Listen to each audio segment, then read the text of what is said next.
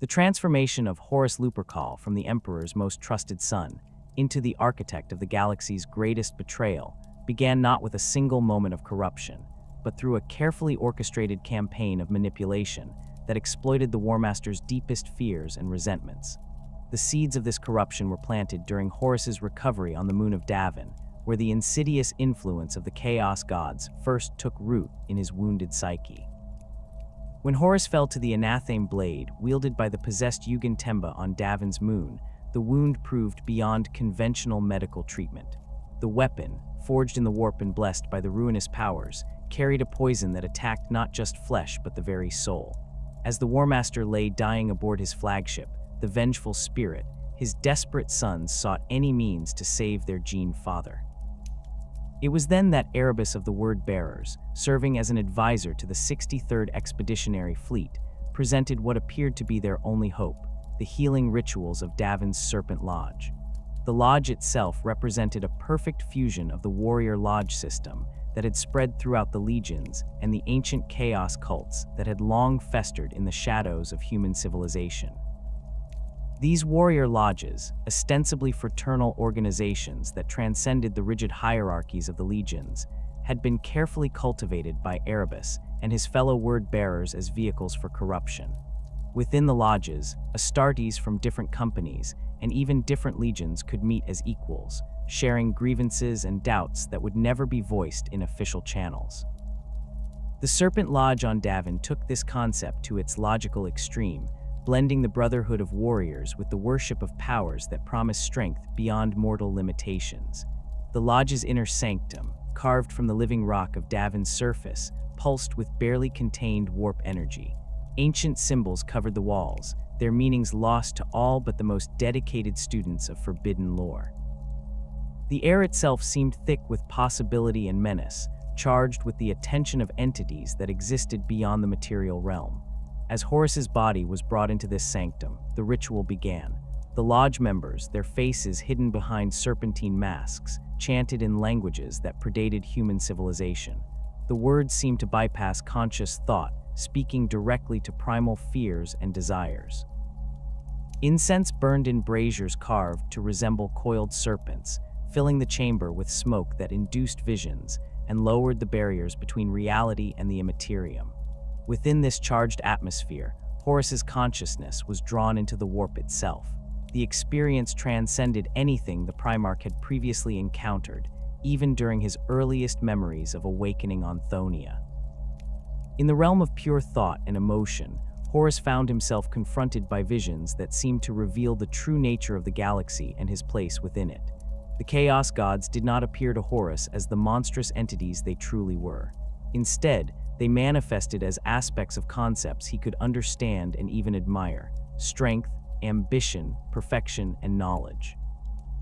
They spoke to him of the Emperor's true nature, painting the master of mankind not as a benevolent father figure, but as a cold manipulator who viewed even his Primarch sons as nothing more than tools to be discarded once their usefulness had ended. These whispers found fertile ground in doubts that had already begun to take root in Horus's mind. The Emperor's withdrawal from the Great Crusade to pursue mysterious projects on Terra had left many questions unanswered. Why had the Master of Mankind abandoned the conquest of the galaxy at its most crucial juncture? What could be more important than the work they had begun together, father and son, to unite humanity under a single banner? The visions showed Horus glimpses of Terra, where the Emperor worked in vast laboratories beneath the Imperial Palace. The Chaos Gods whispered that these were not mere scientific endeavors, but preparations for apotheosis. The Emperor, they claimed, sought to ascend to godhood, while leaving his sons to bear the burden of ruling a galaxy that would worship him as a deity. The Primarchs, for all their superhuman abilities, would become nothing more than high priests in a cosmic religion dedicated to their father's glory. These revelations struck at the core of Horus's identity. Throughout his life, he had defined himself through his relationship with the Emperor.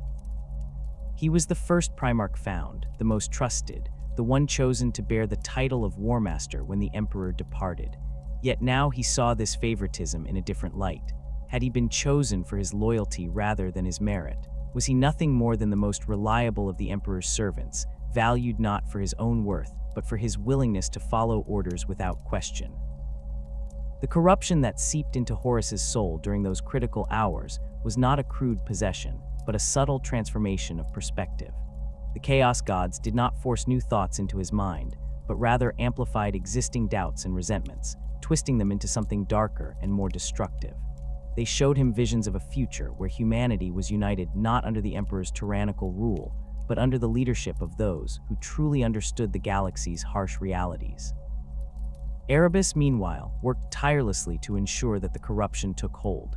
The first chaplain of the Word Bearers had spent decades preparing for this moment, studying the nature of chaos and learning how to channel its power without becoming consumed by it. His own fall had been gradual, beginning with his legion's humiliation at Monarchia and culminating in their pilgrimage to the Eye of Terror, where they had learned the truth about the galaxy's spiritual ecosystem. The warrior lodges had been Erebus's masterpiece of manipulation, a network that allowed him to identify and influence potential converts across multiple legions. Within these supposedly egalitarian brotherhoods, he had carefully planted seeds of doubt about the imperial truth and the Emperor's vision for humanity's future. He spoke of the hypocrisy of denying the existence of gods, while the Emperor himself wielded powers that could only be described as divine. He questioned the wisdom of suppressing all religion while allowing the imperial cult to flourish in all but name on countless worlds. Through the lodges, Erebus had identified those Astartes most susceptible to corruption: the ambitious, the bitter, the questioning. He fed their doubts with carefully chosen pieces of forbidden knowledge, always stopping short of open heresy, but gradually eroding their faith in the imperial cause. When Horus fell on Davin's moon, Erebus had a network of corrupted warriors ready to support whatever course of action the Warmaster might choose. The Warmaster's recovery from his wounds marked the beginning of a new phase in his relationship with his father. Outwardly, Horus remained the dutiful son, continuing to prosecute the Great Crusade with his characteristic brilliance and determination. However, beneath this facade, a fundamental shift had occurred. The absolute trust and loyalty that had defined his relationship with the Emperor had been replaced by suspicion and resentment. Horus began to see patterns in the Emperor's behavior that he had previously overlooked or excused. The frequent changes in orders, the mysterious projects that required resources but offered no explanation, the gradual centralization of power on Terra, while the Primarchs fought and died on distant battlefields. Each of these could be explained individually, but together they painted a picture of a ruler who viewed his sons as expendable assets rather than beloved children. The Warmaster's growing disillusionment manifested in subtle changes to his conduct of the crusade. He began to question orders more frequently, to delay implementation of directives that seemed counterproductive, and to make strategic decisions based on his own judgment rather than strict adherence to imperial doctrine. These changes were gradual enough to avoid immediate censure, but they represented a fundamental shift in the balance of power between Terra and the expeditionary fleets. As Horus's corruption deepened, he began to reach out to his brother Primarchs, testing their loyalty to the Emperor and their willingness to consider alternative visions for humanity's future. This process required extraordinary subtlety, as any open suggestion of rebellion would have been immediately reported to Terra. Instead, Horus relied on private conversations during joint operations, carefully worded communications, and the network of warrior lodges that now existed across multiple legions. Lorgar Aurelian of the Word Bearers proved to be the most receptive to Horus's overtures, though this was hardly surprising given Erebus's role in the Warmaster's corruption. The Urizen had never fully recovered from the humiliation of Monarchia, where the Emperor had forced him to kneel and watch as his perfect city burned for the crime of worshipping the master of mankind as a god. The Word-Bearers' subsequent pilgrimage into the Eye of Terror had revealed to them the true nature of the galaxy's spiritual dimensions, knowledge that they had carefully concealed from their brother legions. Lorgar's recruitment to Horus's cause was less a matter of persuasion than of revealing shared grievances and common purpose. Both Primarchs had been humiliated by the Emperor for following their nature, Horus for his loyalty and trust, Lorgar for his spiritual devotion. Both had discovered truths about the galaxy that the imperial truth sought to suppress. Their alliance was built on mutual understanding and shared resentment rather than mere ambition. Mortarion of the Death Guard presented a different challenge. The Lord of Death had always been suspicious of authority, having spent his youth fighting against the necromancers who ruled his homeworld of Barbaros. His relationship with the Emperor was complicated by the fact that the Master of Mankind had denied him the satisfaction of defeating his adoptive father personally, instead claiming that victory for himself. This intervention, while arguably necessary, had left Mortarion with a sense of incompleteness and resentment that Horus was able to exploit. The Warmaster approached Mortarion through their shared experiences as military commanders who had been forced to make difficult decisions for the greater good. He spoke of the burden of leadership, of the loneliness that came with command, and of the Emperor's apparent inability to understand the sacrifices his sons made in his name. Mortarion, who had always prided himself on his endurance and his willingness to bear any burden for his legion, found these arguments compelling. The idea that the Emperor might not truly appreciate the costs of the Great Crusade resonated with his own experiences and observations. Fulgrim of the Emperor's children required a different approach entirely. The Phoenician was driven by a desire for perfection that bordered on obsession, and his legion reflected this pursuit in every aspect of their conduct. Horus appealed to Fulgrim's pride and his frustration with the limitations imposed by imperial doctrine. He suggested that true perfection could never be achieved while bound by the narrow vision of the imperial truth, that the Emperor's refusal to acknowledge the full spectrum of human potential was itself a form of weakness. The corruption of Fulgrim was aided by influences beyond Horus's direct control. The Phoenician had recently acquired a sword of alien manufacture, a weapon of exquisite craftsmanship that seemed to enhance his already formidable abilities. Unknown to Fulgrim, the blade housed a demon of Slaanesh, an entity that whispered constantly of greater pleasures and more perfect sensations than any mortal could imagine. These whispers complemented Horus's arguments, creating a symphony of temptation that gradually eroded Fulgrim's loyalty to the imperial cause.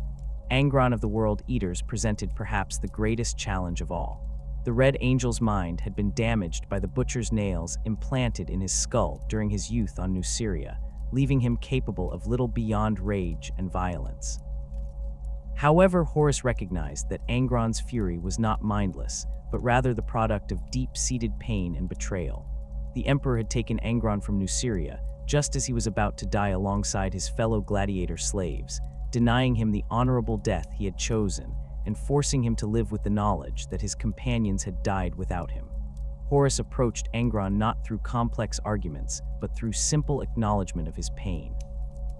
He spoke of the Emperor's callousness in allowing Angron's brothers and sisters to die, while preserving only the Primarch himself. He suggested that the Master of Mankind viewed them all as tools to be preserved or discarded as convenience dictated, that their personal desires and attachments meant nothing compared to their utility in the Great Crusade.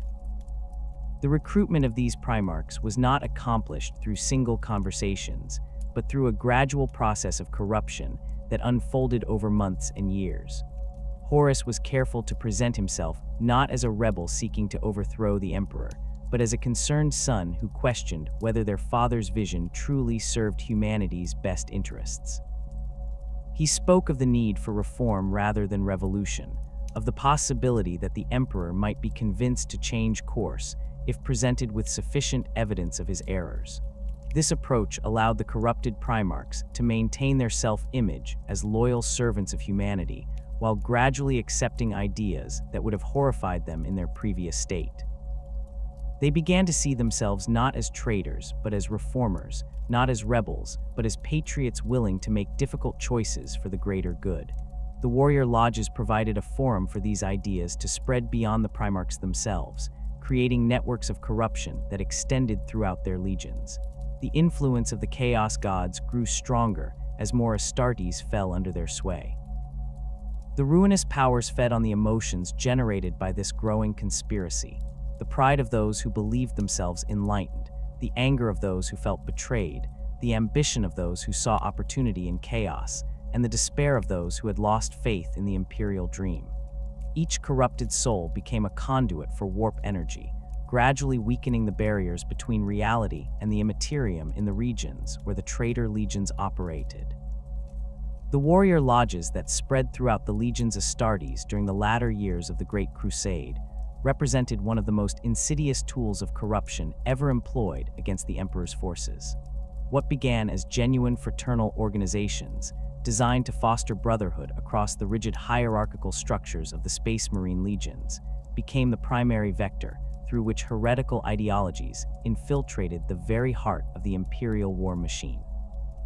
The concept of warrior lodges was not inherently corrupt. These informal gatherings emerged naturally from the social dynamics of the legions themselves, particularly among those formations that had absorbed large numbers of recruits from warrior cultures where such brotherhoods were traditional. The lodges served as spaces where battle brothers could meet as equals, regardless of rank or company assignment, sharing experiences and forming bonds that transcended the formal command structure. In many ways, they fulfilled a genuine psychological need among the Astartes, providing emotional support and camaraderie that the often harsh discipline of Legion life could not offer. The early lodges were typically organized around shared experiences or common origins. Veterans of particular campaigns would form groups to commemorate their fallen brothers and preserve the memory of their victories. Warriors recruited from the same worlds often established lodges to maintain connections to their cultural heritage while serving in the broader imperial cause. These gatherings involved ritual elements borrowed from the traditions of their homeworlds, including ceremonial scarification, blood oaths, and the sharing of sacred names known only to lodge members. The physical spaces where lodges met varied considerably depending on the resources available and the preferences of their members. Aboard starships, they might gather in unused cargo holds or abandoned sections of the vessel, decorating these spaces with trophies from their campaigns and symbols representing their shared identity. On planetary surfaces, lodges often established meeting places in natural formations or constructed simple structures that could accommodate their rituals. The atmosphere in these spaces was deliberately different from the formal environments of Legion facilities, with dim lighting, incense, and acoustic arrangements that encouraged intimate conversation. Erebus of the Word-Bearers recognized the potential of these organizations long before his corruption of Horus on Davin. The first chaplain possessed an intuitive understanding of human psychology that had been honed through decades of studying religious and social movements across the galaxy. He saw in the warrior lodges a perfect mechanism for spreading ideas that could never be discussed in official channels, a way to bypass the loyalty conditioning and indoctrination that made direct corruption of Astartes so difficult. The Word-Bearers' approach to infiltrating the lodge system was methodical and patient. Rather than attempting to establish new lodges under their direct control, Erebus and his agents focused on joining existing organizations and gradually assuming leadership roles within them. They accomplished this through a combination of genuine military prowess, charismatic leadership, and careful manipulation of lodge politics. Once established within a lodge's hierarchy, they could begin the delicate process of introducing new ideas and perspectives. The corruption process typically began with seemingly innocent discussions about the nature of the Great Crusade and humanity's place in the galaxy. Word-Bearers' agents would raise questions about the Imperial Truth's prohibition on religious belief, pointing out apparent contradictions between official doctrine and observed reality. They noted how many compliant worlds maintained spiritual practices despite Imperial law, how the Emperor himself wielded powers that seemed divine in nature, and how the Primarchs were revered with an intensity that bordered on worship, despite official disapproval of such sentiments. These discussions were carefully calibrated to avoid triggering the psychological conditioning that protected Astartes from heretical thoughts. Rather than directly challenging Imperial doctrine, the Word-Bearers presented their arguments as intellectual exercises or philosophical speculation. They encouraged lodge members to think critically about their experiences and to question whether the official explanations for various phenomena were complete or accurate.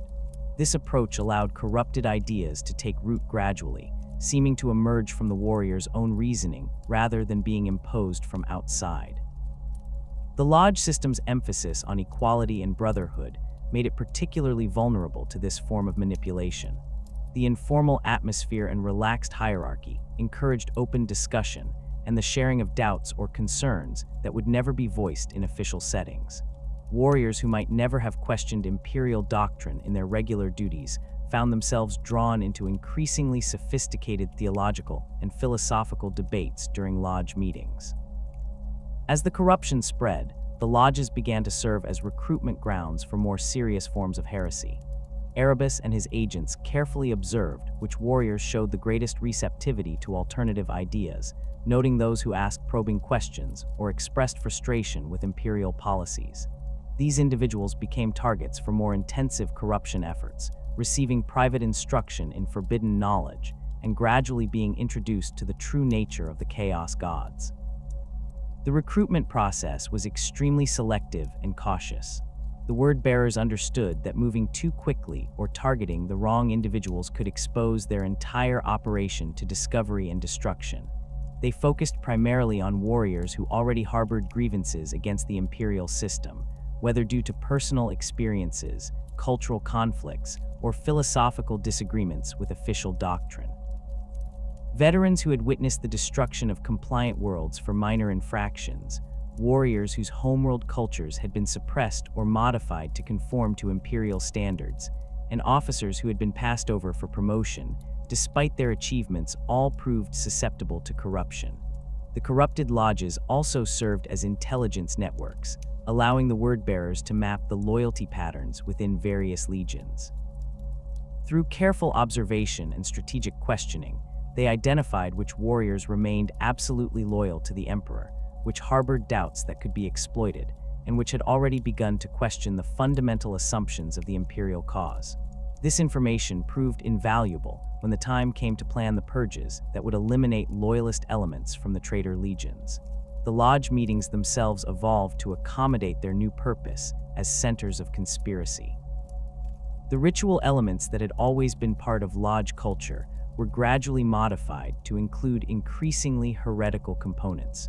Traditional oaths of brotherhood were supplemented with pledges of secrecy regarding lodge discussions. Ceremonial scarification began to incorporate symbols that, while appearing to be mere decorative elements, actually represented chaos iconography in disguised forms. The sharing of sacred names expanded to include titles and epithets drawn from forbidden texts that the word-bearers had discovered during their pilgrimage into the Eye of Terror. The physical spaces used for lodge meetings also underwent subtle transformations. Decorative elements were introduced that served as focal points for warp energy, though their true nature was concealed from all but the most thoroughly corrupted members. Incense formulations were modified to include psychoactive compounds that lowered mental barriers and made participants more susceptible to suggestion. The acoustic properties of meeting spaces were adjusted to enhance the hypnotic effects of ritual chanting and to create an atmosphere of otherworldly mystery. As Horus's corruption deepened following his experience on Davin, the lodge system became the primary mechanism through which his new perspective spread throughout the legions under his command. The Warmaster's closest advisors, many of whom were already lodge members, became conduits for his increasingly heretical ideas. They spoke of Horus's growing concerns about the Emperor's true intentions, his questions about the wisdom of the imperial truth, and his belief that the Primarchs needed to take a more active role in shaping humanity's future. The Sons of Horus lodges were among the first to undergo complete transformation from fraternal organizations to cells of active conspiracy. The warriors who participated in these meetings began to see themselves as an enlightened elite, privy to truths that their unenlightened brothers could not comprehend. They developed elaborate justifications for their growing disloyalty, convincing themselves that they were serving humanity's true interests by questioning the Emperor's vision and supporting Horus's alternative approach. Similar transformations occurred within the other legions, whose Primarchs had fallen under Horus's influence.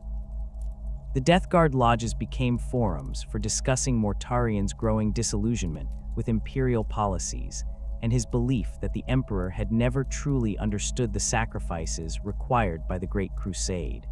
The Emperor's children lodges evolved into venues for exploring concepts of perfection and excellence that transcended the limitations imposed by imperial doctrine. The World Eater's lodges, despite Angron's limited intellectual engagement, became centers for channeling the Legion's rage toward new targets, including those within the imperial system who were deemed responsible for their Primarchs' suffering. The Word-Bearer's role in coordinating these transformations required exceptional skill and discretion.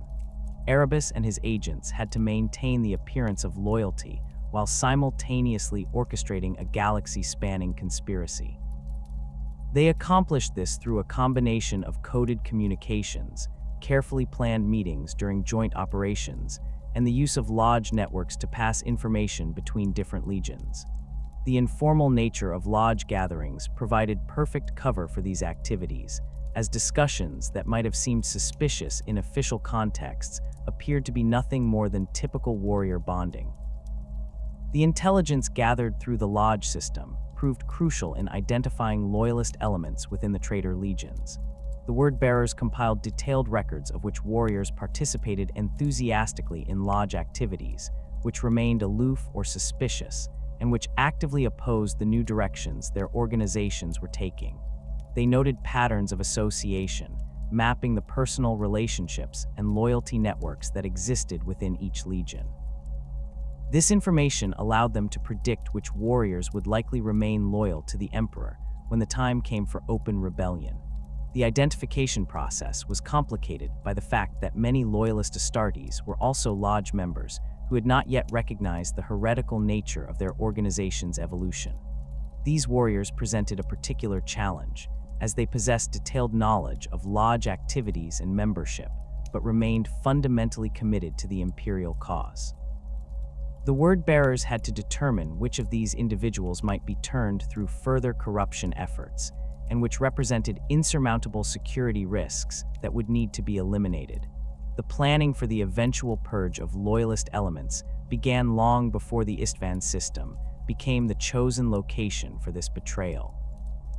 Lodge meetings served as venues for discussing the logistical challenges involved in simultaneously eliminating thousands of Astartes across multiple legions while maintaining operational security.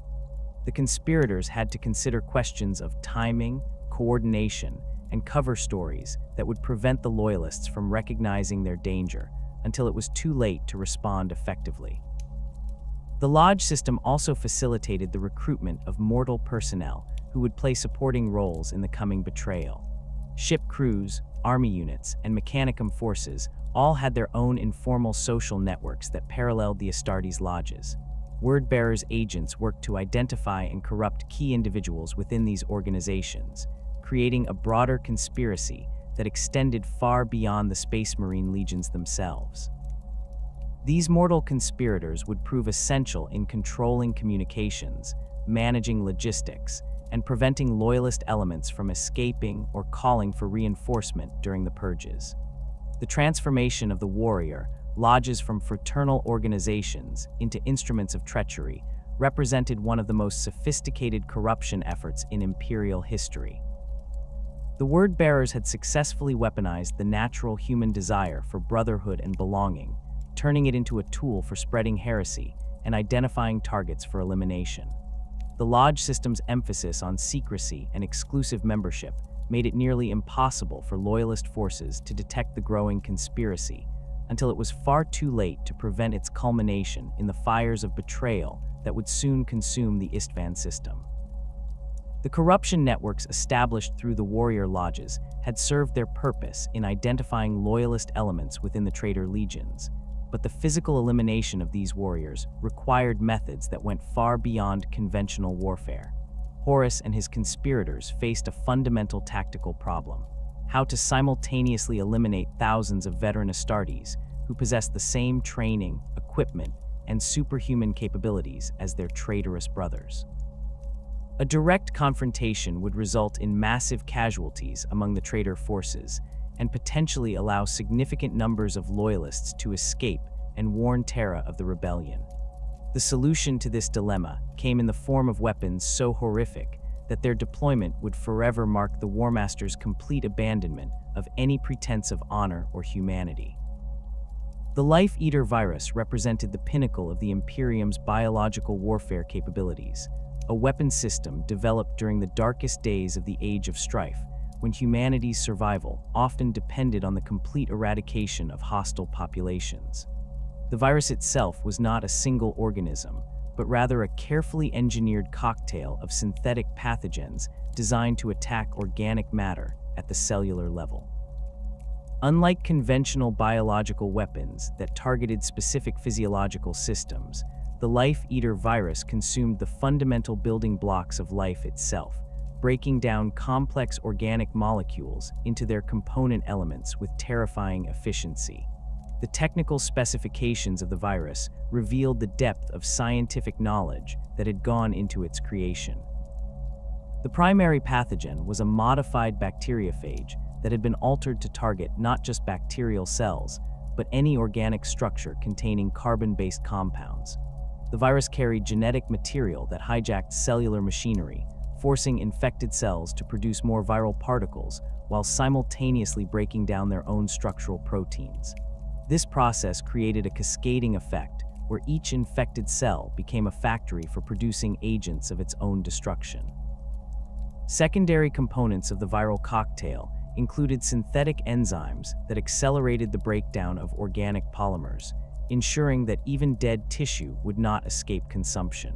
Stabilizing agents prevented the virus from burning itself out too quickly, allowing it to maintain its destructive potency long enough to consume entire ecosystems. The weapon also incorporated delivery mechanisms that allowed it to spread through multiple vectors simultaneously: airborne transmission for rapid dispersal, contact transmission for persistence on surfaces, and even limited survival in water supplies to prevent any refuge from contamination. The effects of Life Eater virus exposure on living organisms were as swift as they were horrific. Initial infection typically occurred through respiratory contact, as the airborne viral particles were microscopic enough to penetrate even the sophisticated filtration systems of Astartes' power armor. Within minutes of exposure, infected individuals would experience the first symptoms: severe respiratory distress as the virus began attacking lung tissue, followed by rapid systemic organ failure as the infection spread through the bloodstream. For baseline humans, death typically occurred within 15 to 20 minutes of exposure, but their suffering was compressed into those brief moments as their bodies literally consumed themselves from within. The virus attacked nervous tissue with particular efficiency, causing excruciating pain as neural pathways were dissolved, while simultaneously preventing the merciful unconsciousness that might have provided escape from agony. Victims remained aware and alert as their bodies disintegrated around them, their screams cutting short only when their vocal cords dissolved. The enhanced physiology of the Astartes provided no meaningful protection against the Life Eater virus. Their superhuman constitution, designed to resist conventional toxins and diseases, proved useless against a weapon that attacked the fundamental chemistry of life itself. Anything, their enhanced metabolism accelerated the virus's effects, as their more efficient cellular processes provided additional energy for the pathogen's reproduction. Loyalist space marines who had survived decades of warfare against Xenos horrors and chaos abominations found themselves helpless against an enemy that consumed them from within. The civilian population of Isstvan III faced an even more terrible fate, lacking even the brief resistance that Astartes' physiology provided. The planet's cities, which had harbored millions of Imperial citizens, became charnel houses as the virus spread through population centers with unstoppable momentum. Families died together in their homes, workers collapsed at their stations, and children perished in their schools as the Life Eater consumed everything in its path. The virus showed no discrimination between age, gender, or social status, reducing the entire human presence on the planet to its constituent elements within hours of deployment. Horus's decision to employ such extreme measures was not made lightly, though his justifications revealed the extent to which his perspective had been warped by chaos corruption. The Warmaster viewed the virus bombing as a surgical strike that would eliminate the loyalist threat without the prolonged warfare that a conventional assault would require. In his twisted logic, the complete destruction of Isstvan III's surface was preferable to a campaign that might last months or years, during which time the loyalists could potentially escape or call for reinforcement from Terra. The Warmaster's strategic calculations were influenced by his growing paranoia about the Emperor's true intentions and his belief that time was running short for his rebellion to succeed. He had convinced himself that the Master of Mankind was already aware of potential dissent within the legions and was preparing countermeasures that would make future resistance impossible. From this perspective, the virus bombing represented not an act of unprecedented brutality, but rather a necessary preemptive strike that would preserve the element of surprise essential to the broader rebellion's success. Horus also justified the use of life, Eater virus, through his evolving understanding of warfare itself, as shaped by his exposure to chaos philosophy during his corruption on Davin. Traditional concepts of honor and restraint in battle, he argued, were luxuries that humanity could no longer afford in a galaxy filled with existential threats. The Xenos races showed no mercy to human populations, and the entities of the warp recognized no distinction between combatant and civilian. If humanity was to survive and prosper, its leaders needed to be willing to employ any weapon and accept any cost that victory demanded. The technical aspects of deploying life Eater virus across an entire planet required extensive preparation and coordination among the traitor forces. The virus had to be loaded into specialized delivery systems that could maintain its potency during atmospheric entry while ensuring wide enough dispersal to achieve complete planetary coverage. The warheads themselves were marvels of destructive engineering, incorporating multiple redundant systems to prevent premature detonation while maximizing the weapon's effectiveness once deployed. Each virus bomb contained several kilograms of concentrated viral material suspended in a nutrient solution that would sustain the pathogen during its initial dispersal phase. The warheads were designed to detonate at optimal altitude to create overlapping contamination zones that would prevent any surface location from escaping infection. Atmospheric modeling conducted by Mechanicum Adepts had calculated the precise detonation patterns needed to ensure that air currents would carry the virus to every corner of the planet's inhabited regions.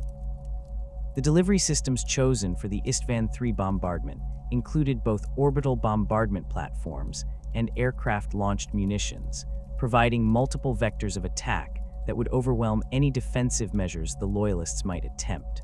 The traitor fleets positioned themselves in high orbit to avoid contamination, while their bombardment vessels prepared to unleash their deadly cargo. Fighter bombers from the traitor legion's air wings stood ready to provide precision strikes against any targets that might escape the initial orbital bombardment. The moment of deployment arrived with clinical precision as the traitor forces executed their carefully rehearsed attack plan. The first wave of virus bombs descended through Isstvan III's atmosphere like falling stars, their heat shields glowing white-hot as they plunged toward their designated impact zones. The warheads were programmed to detonate simultaneously across the planet's surface, creating a coordinated release of viral material that would prevent any possibility of containment or evacuation. The initial detonations appeared almost anticlimactic compared to the destruction they would ultimately cause. Unlike conventional explosives, the virus bombs produced relatively small blast effects, creating modest craters and dispersing their contents in expanding clouds of barely visible aerosol. The true horror became apparent only as the viral clouds began to spread, carried by atmospheric currents across continents and oceans with inexorable thoroughness. Within the first hour after deployment, the effects of the Life Eater virus became visible from orbit as entire cities began to undergo rapid decomposition. The organic matter that comprised not just human and animal life, but also plant material, food stores, and even some synthetic compounds began breaking down simultaneously across the planet's surface. Rivers and lakes became contaminated as runoff from dying ecosystems carried viral particles into water systems, ensuring that no refuge remained for any form of organic life. The atmospheric effects of the virus bombing exceeded even the most pessimistic projections of the weapon's designers. As billions of tons of organic matter underwent rapid decomposition, the chemical processes involved consumed vast quantities of atmospheric oxygen while releasing enormous amounts of carbon dioxide, methane, and other combustible gases. The planet's atmosphere, normally a life-sustaining mixture of gases, transformed into a volatile cocktail that required only the smallest spark to ignite. The atmospheric ignition began at multiple points across Isstvan III's surface as the decomposing organic matter reached critical temperatures through the heat generated by rapid cellular breakdown.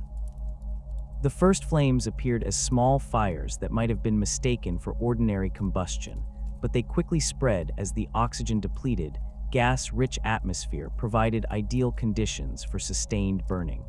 Within hours, these scattered fires had merged into continent-spanning conflagrations that consumed everything the virus had not already destroyed. The firestorm that engulfed Isstvan III created temperatures that exceeded those found in the cores of some stars, turning the planet's surface into a hellscape that defied description.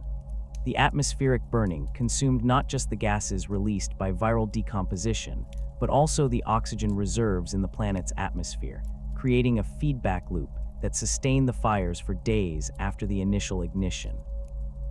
Mountains melted under the intense heat, oceans boiled away into superheated steam, and the very rocks of the planet's crust began to flow like liquid.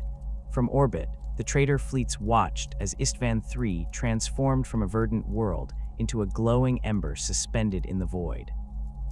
The planet's surface radiated heat that could be detected by ship sensors from millions of kilometers away, while the atmospheric firestorm created electromagnetic disturbances that interfered with communications and navigation systems.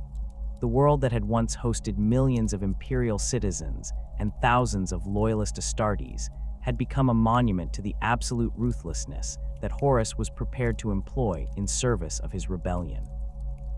The few loyalist survivors who had managed to reach underground shelters or sealed bunkers found themselves trapped in structures that had become ovens, as the surface temperatures climbed beyond any level that their life support systems could counteract.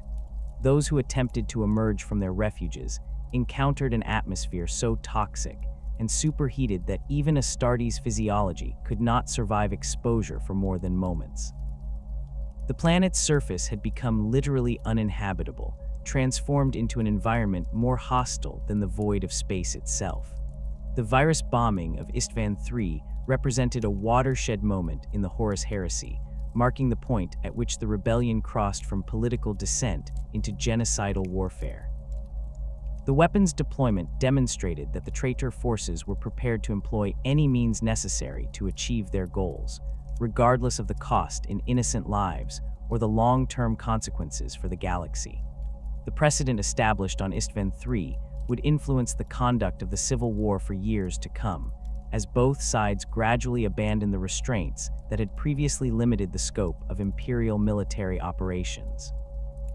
The bombing of Isstvan III had been designed to eliminate every trace of organic life from the planet's surface, yet the weapon's very thoroughness created the conditions that would allow a handful of loyalist warriors to survive the initial genocide.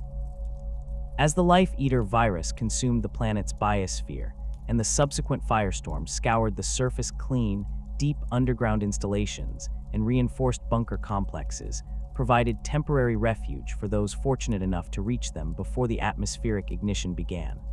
Among these survivors were some of the finest warriors the Legiones Astartes had ever produced, men whose names would become synonymous with resistance against the Warmaster's betrayal.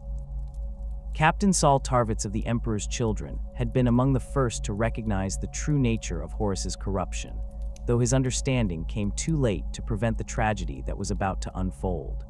The veteran officer had served with distinction in the 10th Company for over a century, earning recognition for both his tactical acumen and his unwavering dedication to the ideals that the Emperor's children had once embodied.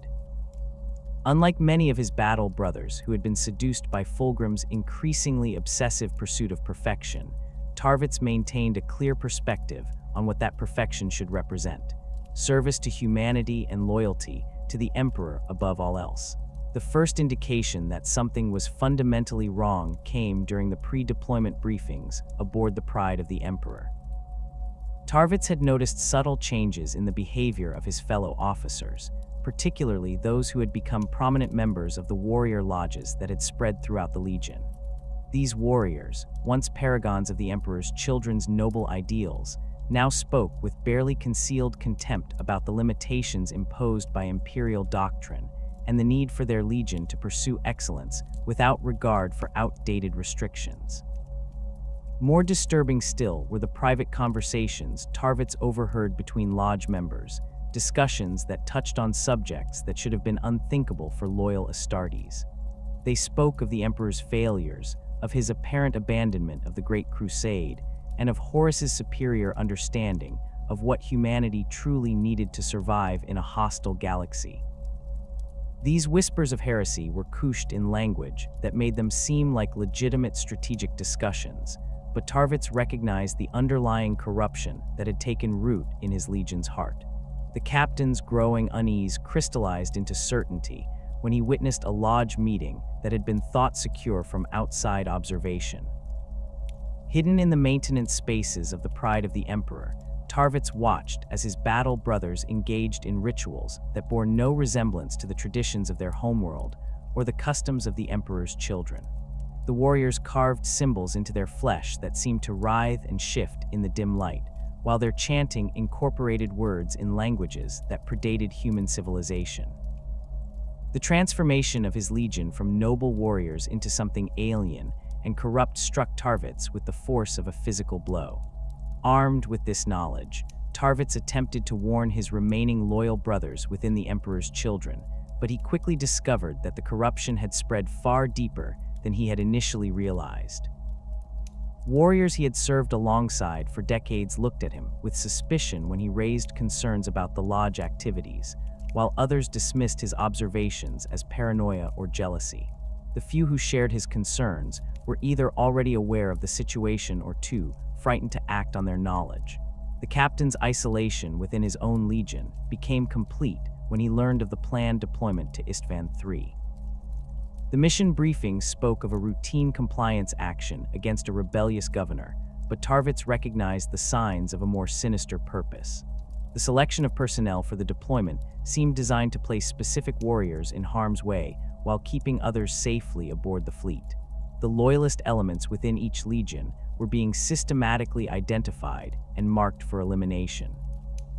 Tarvitz's desperate attempt to warn the loyalist forces on Isstvan III's surface began with a carefully planned theft of a Thunderhawk gunship from the Pride of the Emperor's flight decks. The captain had to overcome not just the physical security measures protecting the aircraft, but also the psychological barriers that made it nearly impossible for an Astartes to act directly against his legion's interests. Every aspect of his conditioning and training screamed against what he was attempting, yet his loyalty to the Emperor and his duty to his true brothers overrode these programmed responses. The stolen Thunderhawk's descent through Isstvan III's atmosphere became a race against time as Tarvitz pushed the aircraft's engines beyond their safe operational limits. He could see the first wave of virus bombs beginning their own descent, their heat signatures visible on his tactical displays as they plunged toward the planet's surface. The captain's Vox transmissions cut through the routine chatter of the deployment, his voice carrying desperate urgency as he broadcast warnings to any loyalist forces that might be monitoring communications frequencies. Tarvitz's warnings reached the surface just minutes before the virus bombs detonated, providing barely enough time for some loyalist units to reach whatever shelter they could find. His message was simple and direct. The bombardment was not conventional ordnance, but something far more deadly. An immediate underground shelter was the only hope for survival. The captain's Thunderhawk crashed into the ruins of Coral City as the first viral clouds began to spread, but his sacrifice had given hundreds of loyalist warriors the knowledge they needed to survive the initial phase of the betrayal. Captain Garville Loken of the Luna Wolves had been among those who received Tarvitz's warning, though the message only confirmed suspicions that had been growing in his mind for months. The veteran of Ulaner and countless other campaigns had watched with growing unease as his legion transformed under Horus's influence, becoming something that bore little resemblance to the noble warriors who had once been known as the Luna Wolves. The adoption of the name Sons of Horus had been just the most visible sign of changes that ran far deeper than mere nomenclature. Loken's position as one of the Mournival, the informal advisory council that had once provided counsel to the Warmaster, had given him a unique perspective on Horus's gradual corruption. He had witnessed firsthand the subtle changes in his Primarchs' behavior following the incident on Davin's moon, changes that seemed to accelerate with each passing month. The Warmaster's increasing reliance on the Council of Erebus and other word-bearers, his growing criticism of the Emperor's policies, and his willingness to bend or break imperial regulations in pursuit of his goals all pointed toward a fundamental shift in his loyalties. The captain's attempts to address these concerns through official channels had been met with dismissal or outright hostility from his fellow Mournival members. Tarek Torgadin, once his closest friend and ally, seemed to view Loken's concerns as evidence of inflexibility and an inability to adapt to changing circumstances. Horus Aximand and Abaddon were even less receptive, treating any criticism of the Warmaster as tantamount to treason. Loken found himself increasingly isolated within the very organization that had once been his greatest source of pride and brotherhood. When Tarvitz's warning reached the loyalist forces on Isstvan III, Loken was commanding a mixed force of Luna Wolves and Imperial army units in the industrial sector of Coral City. The captain's tactical experience immediately recognized the implications of the Emperor's Children officer's message, and he began implementing emergency shelter procedures even as his subordinates questioned the wisdom of abandoning their assigned positions. Loken's decisive action saved the lives of nearly 200 Astartes and several thousand army personnel who managed to reach the reinforced underground facilities before the virus bombs detonated. The captain's survival of the initial virus bombing was due in large part to his location within a massive industrial complex that had been built to withstand the seismic activity common to Isstvan III's geological structure. The underground levels of the facility extended deep into the planet's bedrock, with multiple redundant life support systems and sealed bulkheads that could isolate different sections in case of emergency. When the Life Eater virus began its deadly work on the surface, Loken and his men found themselves in one of the few locations on the planet capable of protecting them from both the biological weapon and the subsequent atmospheric ignition. The days that followed the virus bombing tested Loken's leadership abilities in ways that no amount of military training could have prepared him for. The survivors under his command included not just Luna Wolves, but also warriors from other legions, Imperial army personnel, and even some civilian refugees who had managed to reach the shelter before the bombardment began. These disparate groups had to be welded into a cohesive fighting force while dealing with the psychological trauma of betrayal by their own brothers and the apparent destruction of everything they had fought to protect. Captain Tarek Torgadin's survival of the virus bombing had been even more miraculous than Loken's, as the former Mournival member had been caught in the open when Tarvitz's warning arrived.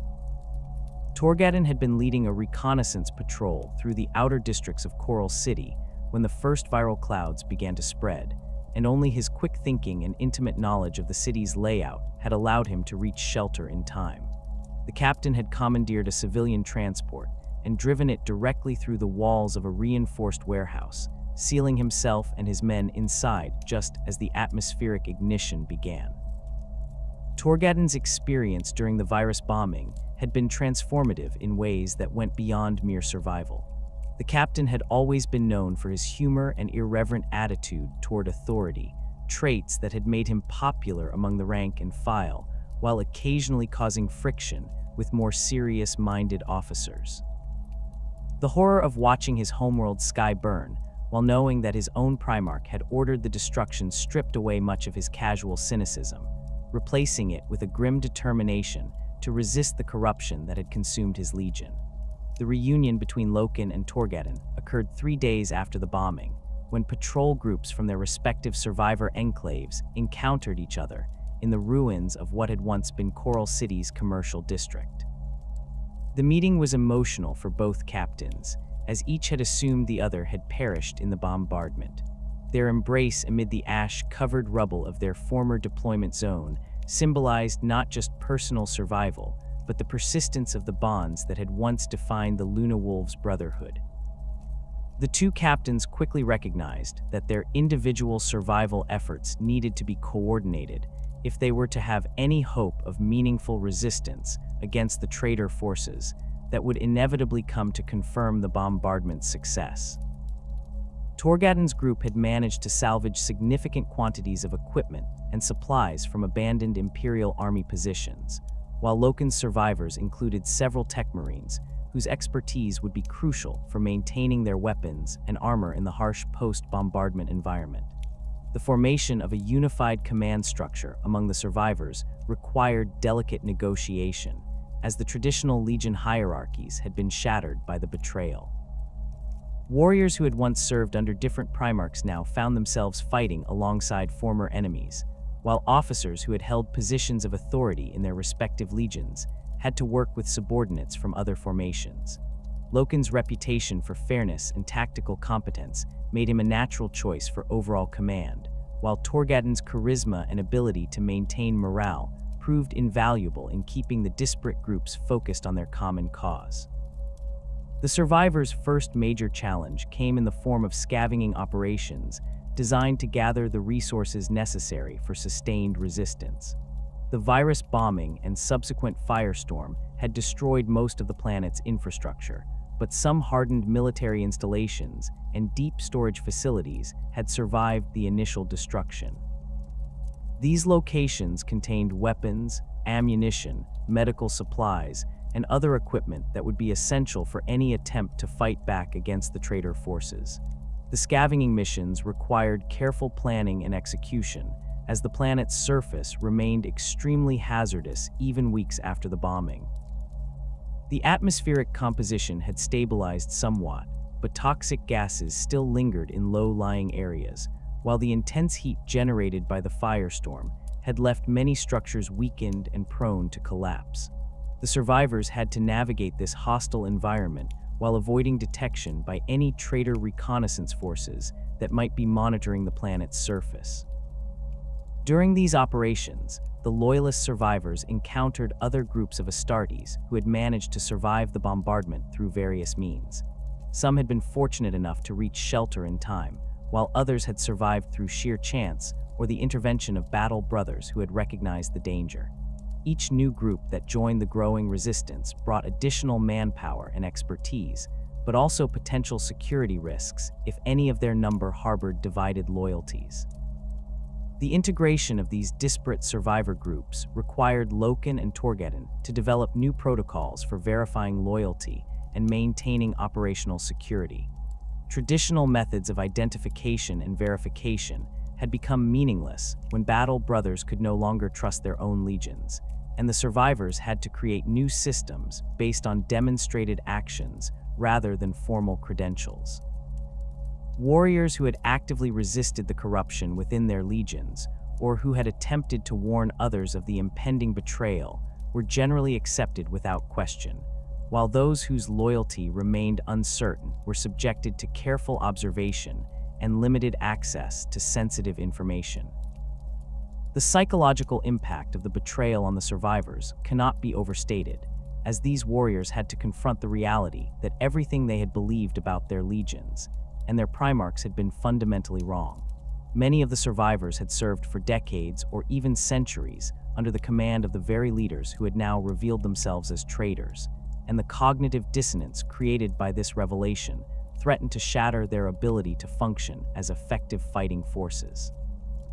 Loken and Torghadan spent considerable time and effort addressing these psychological wounds, helping their men process their grief and anger while channeling those emotions into determination to resist.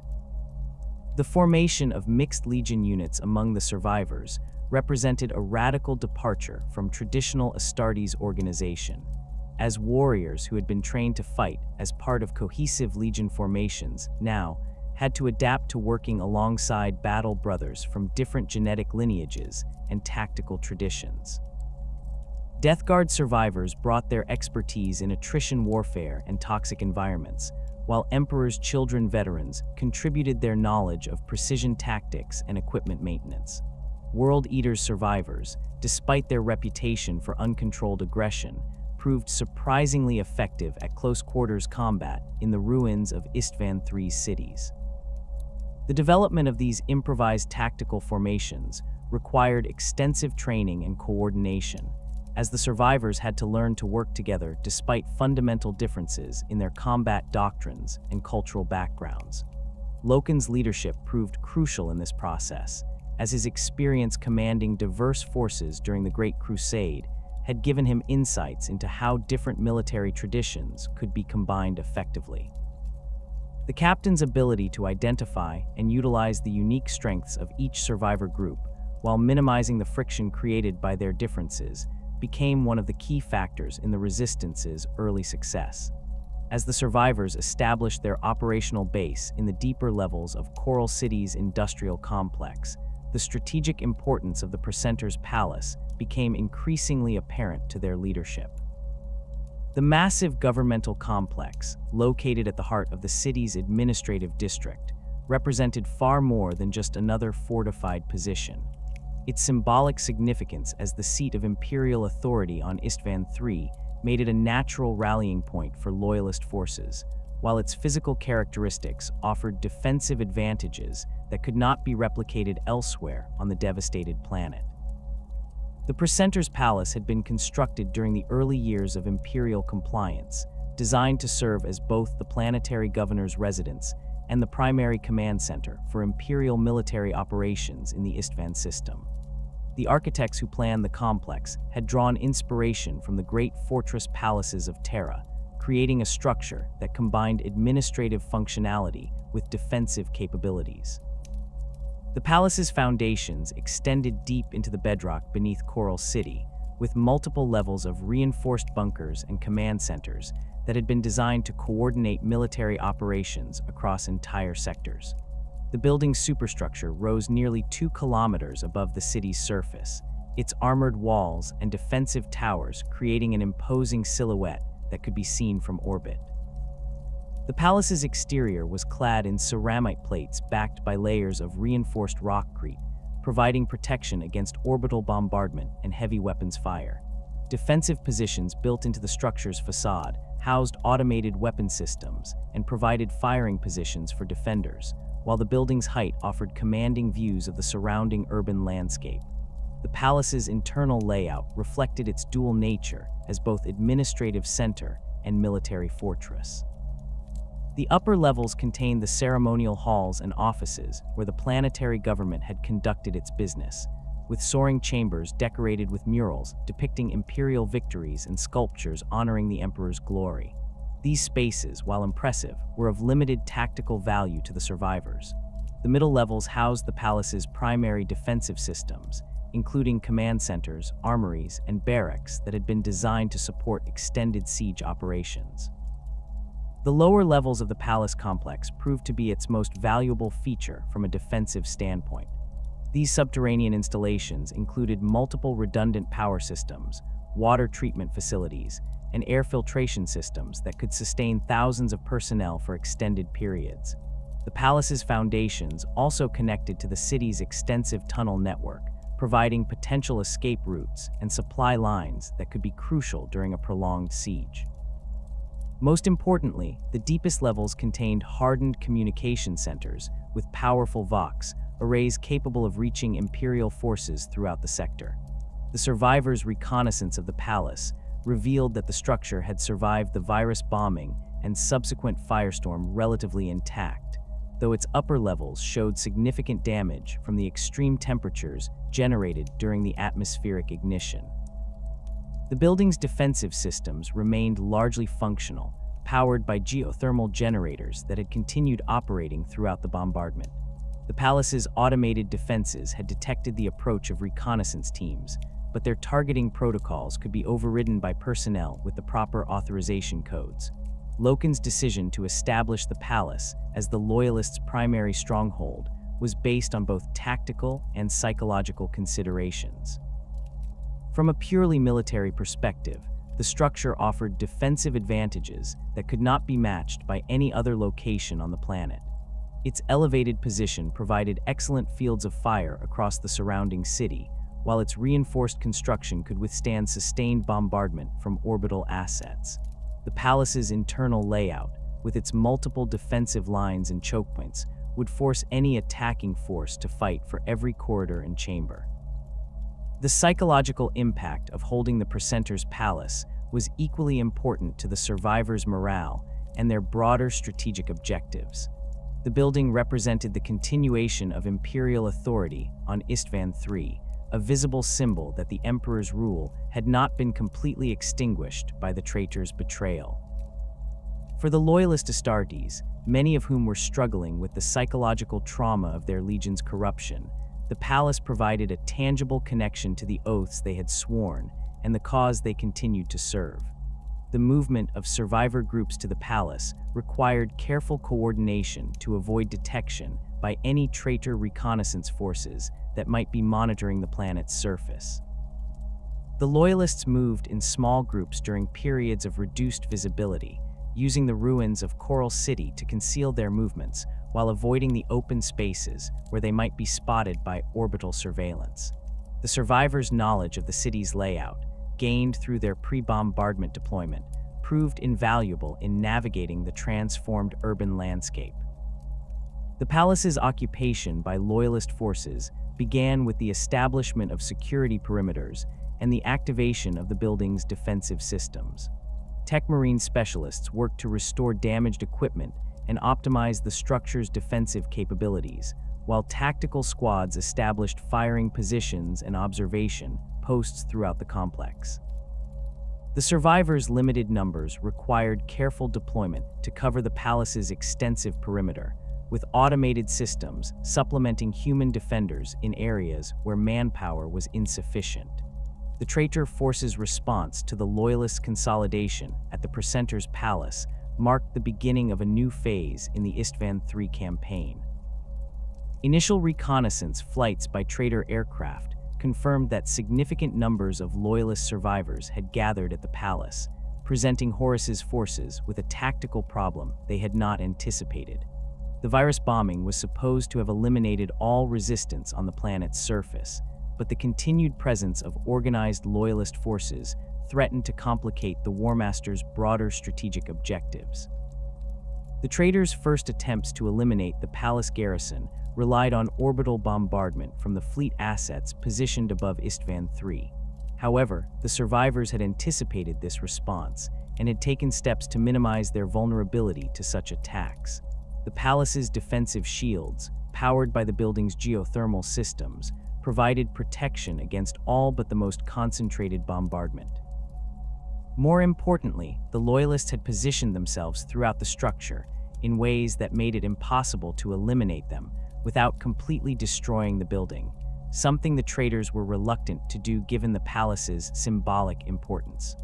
The failure of orbital bombardment to dislodge the Loyalist garrison forced the traitor commanders to consider more direct approaches to eliminating the resistance. The deployment of ground forces to assault the palace would require significant resources and would likely result in substantial casualties among the attacking troops. However, the continued existence of organized Loyalist resistance on Isstvan III posed unacceptable risks to the broader rebellion, as any survivors who managed to escape the system could carry word of the betrayal to Terra. The siege warfare that developed around the Precentor's palace represented a fundamental shift in the nature of the Isstvan III campaign. The traitor forces, accustomed to the rapid, decisive victories that had characterized the Great Crusade, found themselves forced to conduct a methodical assault against well-prepared defensive positions. The palace's fortifications, designed by Imperial engineers who understood the requirements of siege warfare, channeled attacking forces into predetermined kill zones while providing defenders with multiple fallback positions. The traitors' initial ground assaults focused on the palace's outer defensive perimeter, where automated weapon systems and loyalist firing positions controlled the approaches to the main structure. These attacks quickly revealed the challenges inherent in assaulting a position held by veteran Astartes who were fighting for their survival. The attacking forces, despite their numerical superiority, found themselves unable to achieve the rapid breakthrough that their tactical doctrine required. Each assault resulted in significant casualties while achieving minimal territorial gains. The loyalist defenders' tactics reflected their desperate situation and their intimate knowledge of the palace's defensive systems. Rather than attempting to hold static positions against overwhelming odds, they employed a flexible defense that maximized the effectiveness of their limited numbers. Small teams of defenders would engage attacking forces from prepared positions, inflicting casualties before withdrawing to secondary defensive lines. This approach forced the traitors to clear each defensive position individually, while never allowing them to concentrate their forces for decisive attacks. The battles within the palace complex itself became increasingly intense as the traitor forces gradually fought their way through the outer defenses. The building's internal layout, with its maze of corridors, chambers, and defensive positions, created a three-dimensional battlefield where conventional tactical formations proved ineffective. Combat devolved into close-quarters engagements, where individual skill and determination often proved more important than numerical superiority or superior equipment. The defense of the throne room, located in the palace's upper levels, became a focal point of the loyalist resistance both tactically and symbolically. The massive chamber, with its soaring ceiling and walls decorated with imperial iconography, represented the heart of imperial authority on Isstvan III. The room's design, intended for ceremonial functions rather than combat, created unique tactical challenges for both attackers and defenders. The throne room's elevated galleries provided excellent firing positions for loyalist defenders, while its multiple entrances forced attacking forces to coordinate their movements carefully to avoid being caught in crossfires. The fighting in the throne room demonstrated the tactical adaptability that had made the Legiones Astartes the Emperor's most effective military instrument. Loyalist defenders used the room's architectural features to create improvised fortifications, while traitor assault teams employed specialized equipment to breach defensive positions. The battle's intensity was heightened by its symbolic significance, as both sides recognized that control of the throne room would represent a powerful propaganda victory for whichever faction ultimately prevailed. The palace's lower levels became the site of some of the most desperate fighting of the entire siege, as the confined spaces and limited visibility created conditions that favored the defenders' intimate knowledge of the terrain. The maintenance tunnels and service corridors that honeycombed the building's foundation provided the loyalists with concealed movement routes and ambush positions that the attacking forces struggled to counter. These underground battles often involved small groups of warriors fighting with knives and pistols in spaces too confined for conventional weapons. The leadership dynamics among the loyalist survivors evolved significantly during the siege, as the extreme circumstances forced rapid adaptation of traditional command structures. Loken's overall command of the defense was supplemented by specialized leadership roles that reflected the unique challenges of siege warfare. Torgadon assumed responsibility for coordinating the mobile defense teams that conducted raids against traitor positions, while survivors from other legions contributed their specialized knowledge of different aspects of the defense. The cooperation between former rivals from different legions represented one of the most remarkable aspects of the loyalist resistance. Warriors who had been trained to view their genetic heritage as the defining aspect of their identity now found themselves fighting alongside battle brothers from legions they had previously regarded with suspicion or contempt. Death Guard survivors worked alongside Emperor's Children veterans to maintain defensive positions, while World Eaters and Luna Wolves coordinated assault teams against traitor strongpoints. This unprecedented cooperation was born of necessity, but created bonds that transcended traditional Legion loyalties. The siege's prolonged nature created logistical challenges that tested the survivors' resourcefulness and determination. The palace's stockpiles of ammunition and supplies, while substantial, were not unlimited, and the loyalists had to carefully manage their resources while maintaining an effective defense.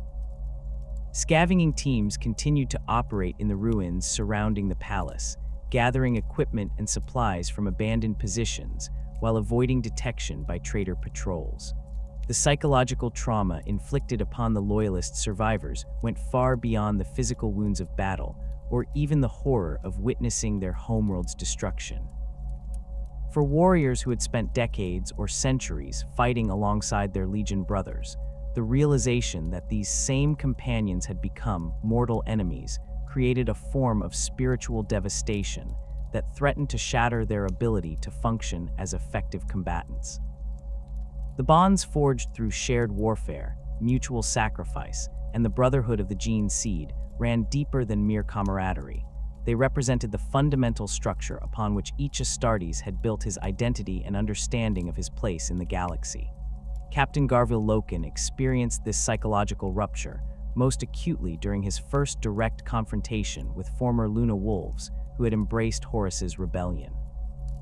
The engagement occurred in the industrial sector surrounding the precentor's palace, where a reconnaissance patrol under Loken's command encountered a squad of Sons of Horus conducting their own intelligence-gathering mission. The moment of recognition between the two groups created a pause that lasted several heartbeats, as warriors who had served together for over 8 decades struggled to process the reality that they were now enemies. The Sons of Horus squad was led by Sergeant Udon Cruz, a veteran whom Loken had personally recommended for promotion following the Ulanner campaign. Cruz had been present at Loken's elevation to the Mournival, had shared countless meals in the company mess halls, and had fought beside Loken in the tunnels beneath Murder's surface.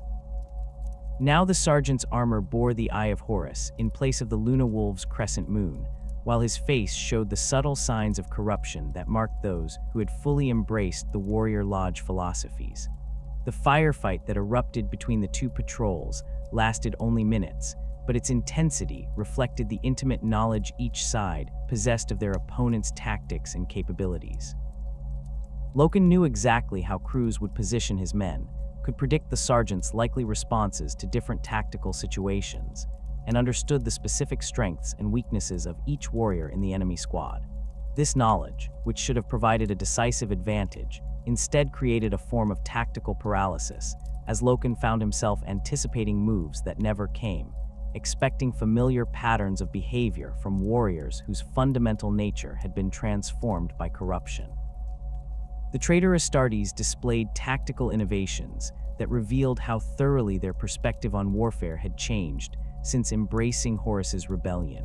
Where once they had fought with the disciplined precision that characterized all Legion operations, they now employed brutal efficiency that prioritized results over honor or adherence to established doctrine. Cruz's squad used human shields taken from civilian refugees, positioned explosive charges in ways that would maximize collateral damage, and employed ammunition types that had been forbidden under Imperial rules of engagement. The psychological impact of fighting former brothers extended beyond individual encounters to affect the entire structure of loyalist operations. Traditional Astartes tactics relied heavily on predictable behavioral patterns and standardized responses that allowed different units to coordinate their actions without extensive communication. When facing traitor forces drawn from their own legions, these assumptions became liabilities rather than assets. Loyalist commanders found themselves second-guessing tactical decisions that would have been automatic when fighting Xenos or human rebels, uncertain whether their opponents would respond according to familiar patterns or employ completely unexpected approaches. The breakdown of predictable tactical behavior forced rapid adaptation in combat doctrine among the Loyalist survivors. Captain Tyrik-Kage pioneered many of these adaptations during his raids against traitor positions in the ruins surrounding the palace. Rather than relying on the standard assault patterns taught in Legion training facilities, Torgaden's teams employed improvised tactics that combined elements from different Legion traditions, while incorporating lessons learned from fighting against Astartes' opponents. The specialized ammunition required for effective Astartes versus Astartes combat presented significant logistical challenges for the loyalist survivors. Standard bolter rounds, while devastating against human targets, proved insufficient against the enhanced physiology and superior armor of Space Marine opponents. The Loyalists were forced to rely on Kraken penetrator rounds, whose depleted uranium cores could punch through power armor at close range, and Hellfire rounds loaded with mutagenic acids that could bypass armor seals and attack the enhanced organs that kept Astartes functional in hostile environments. The scarcity of these specialized munitions forced Loyalist forces to engage traitor units at closer ranges than conventional tactics would dictate, turning many encounters into desperate close-quarters battles where chainswords and combat knives became the primary weapons. The palace's corridors and chambers became killing grounds, where centuries of martial training were distilled into moments of savage violence between warriors who possessed identical capabilities and training. Victory in these encounters often depended on factors as subtle as the maintenance condition of a weapon's machine spirit or the specific psychological state of individual combatants. Boarding actions against traitor positions required fundamental modifications to standard assault doctrines, as the defenders possessed the same tactical knowledge and equipment as the attacking forces. Loyalist assault teams had to abandon the predictable breach and clear patterns that had proven effective against human opponents, instead developing fluid assault techniques that could adapt to the sophisticated defensive measures employed by traitor Astartes. These new tactics emphasized speed and unpredictability over the methodical precision that had traditionally characterized Legion operations. The modification of boarding shields and assault equipment reflected the unique challenges of fighting opponents with identical capabilities. Loyalist tech marines worked to enhance the protective capabilities of riot shields and boarding equipment, adding additional layers of ceramite plating and incorporating energy field generators salvaged from damaged power armor. These modifications increased the weight and power requirements of the equipment significantly, but provided the additional protection necessary to survive the concentrated firepower that traitor defenders could bring to bear. The psychological preparation required for Astartes versus Astartes combat proved as important as the tactical adaptations. Loyalist survivors had to overcome conditioning that made it nearly impossible to kill fellow Space Marines, programming that had been deliberately built into their training to prevent exactly the kind of fratricidal warfare that now consumed Isstvan III. The process of overcoming this conditioning required conscious effort and often resulted in lasting psychological damage that affected survivors long after individual battles had ended. The most devastating encounters occurred when Loyalist forces faced traitor units from their own specific companies or squads. These battles carried emotional weight that went beyond mere tactical considerations, as warriors found themselves fighting against battle brothers with whom they had shared the most intimate bonds of brotherhood. The knowledge of each opponent's individual fighting style, personal history, and psychological makeup created a form of combat that was simultaneously more personal and more brutal than any warfare the Astartes had previously experienced. Captain Nathaniel Garrow of the Death Guard experienced this personal dimension of the brothers' war during a boarding action against a traitor stronghold in the palace's eastern wing. The Death Guard survivors under Garrow's command encountered a defensive position held by members of their own 7th Company, warriors who had served under Garrow's direct command for over 6 decades. The captain recognized each traitor defender by name, knew their individual specialties and personal quirks, and had shared countless battles with men who now sought to kill him without hesitation or remorse. The engagement that followed demonstrated how the corruption of the warrior lodges had transformed not just the loyalties, but the fundamental nature of the affected Astartes. The traitor Death Guard employed tactics that would have been unthinkable for members of Mortarian's legion under normal circumstances, using chemical weapons against their former brothers, and fighting with a reckless disregard for casualties that contradicted everything the Death Guard had traditionally represented. Their movements showed the same methodical precision that characterized all Death Guard operations, but this familiarity was twisted into something alien and threatening. The duel between former brothers in arms reached its most personal expression in the confrontation between loyalist and traitor captains who had once served together in the same command structures. These encounters carried symbolic weight that extended far beyond their immediate tactical significance, representing the fundamental schism that had torn apart the Legiones Astartes. The combatants brought to these duels not just their martial skills, but also intimate knowledge of their opponents' fighting styles, psychological weaknesses, and personal motivations. The most significant of these confrontations occurred when Captain Saul Tarvitz encountered Captain Lucius of the Emperor's Children 13th Company in the ruins of what had once been the palace's Hall of Victories. Lucius had been Tarvitz's closest friend within the Legion, a warrior whose pursuit of martial perfection had made him one of the finest swordsmen in the Emperor's Children. The two captains had sparred together countless times, had served in the same campaigns, and had shared the bonds of brotherhood that defined their legion's culture. The corruption that had transformed Lucius was immediately apparent in both his appearance and his fighting style. The captain's armor bore modifications that served no tactical purpose, decorative elements that seemed to shift and writhe in the dim light of the ruined hall. His movements retained the fluid grace that had always characterized his swordsmanship, but this elegance was now tainted with an alien quality that suggested influences beyond human understanding. The familiar patterns of his blade work had been altered in subtle ways that made them more effective, but also more disturbing to witness. The duel between Tarvitz and Lucius lasted nearly an hour, as both combatants possessed intimate knowledge of their opponent's capabilities and fighting style. Each attack was met with a counter that had been practiced in countless training sessions, while every defensive position was tested by techniques that both warriors had perfected together. The familiarity between the combatants created a form of deadlock that could only be broken when one fighter abandoned the patterns and techniques that his opponent knew so well.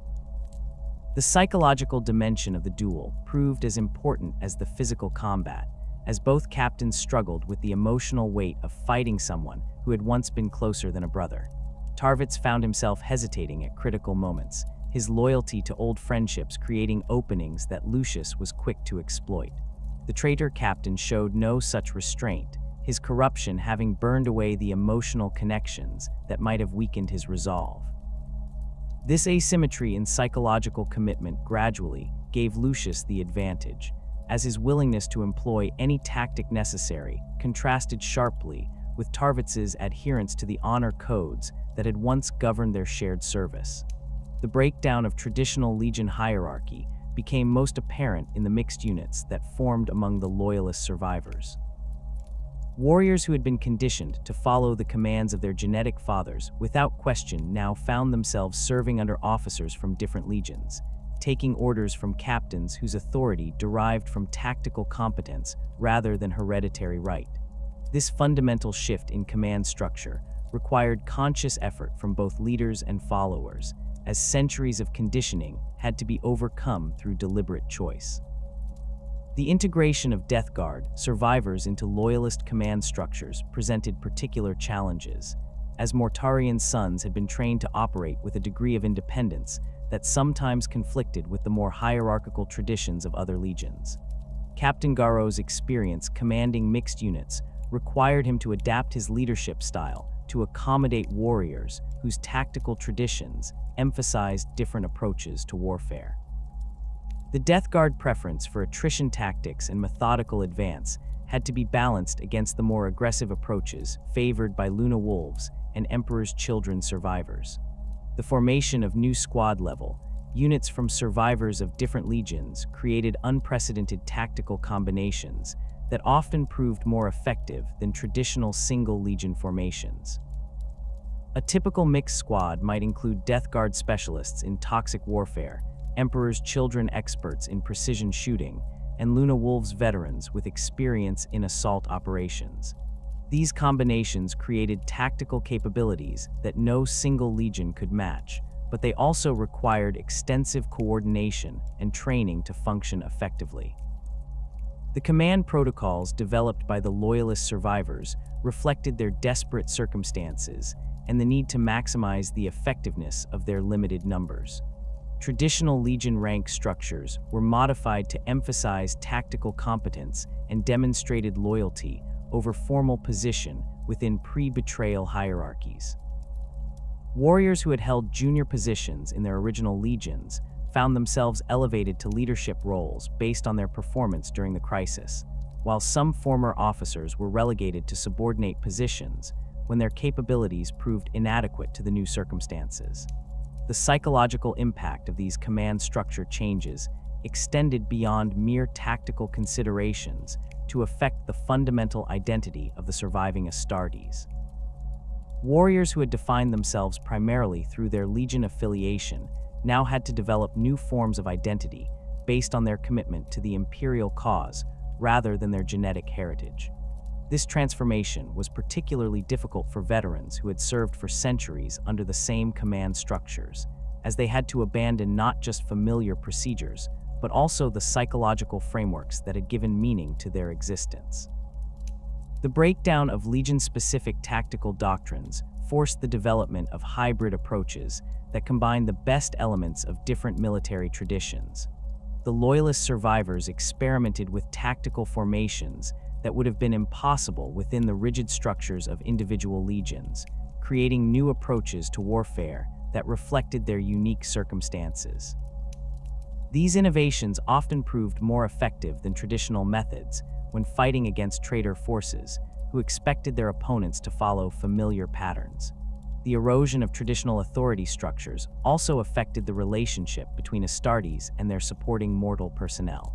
Imperial army units and ship crews who had survived the initial betrayal found themselves working directly with Space Marines in ways that would have been unthinkable under normal circumstances.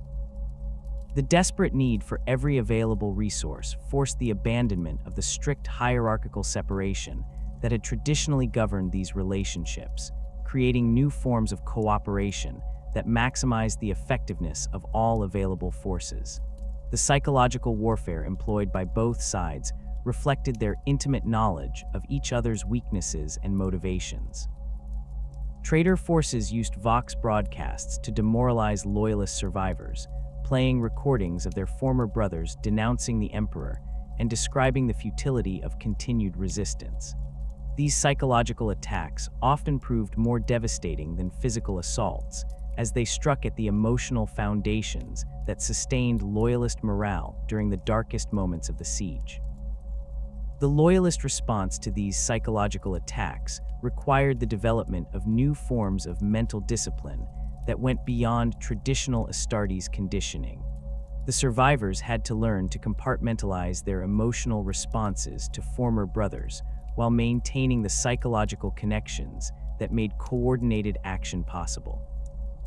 This balance proved extremely difficult to achieve and maintain, particularly during the prolonged stress of siege warfare, where psychological pressure accumulated over time.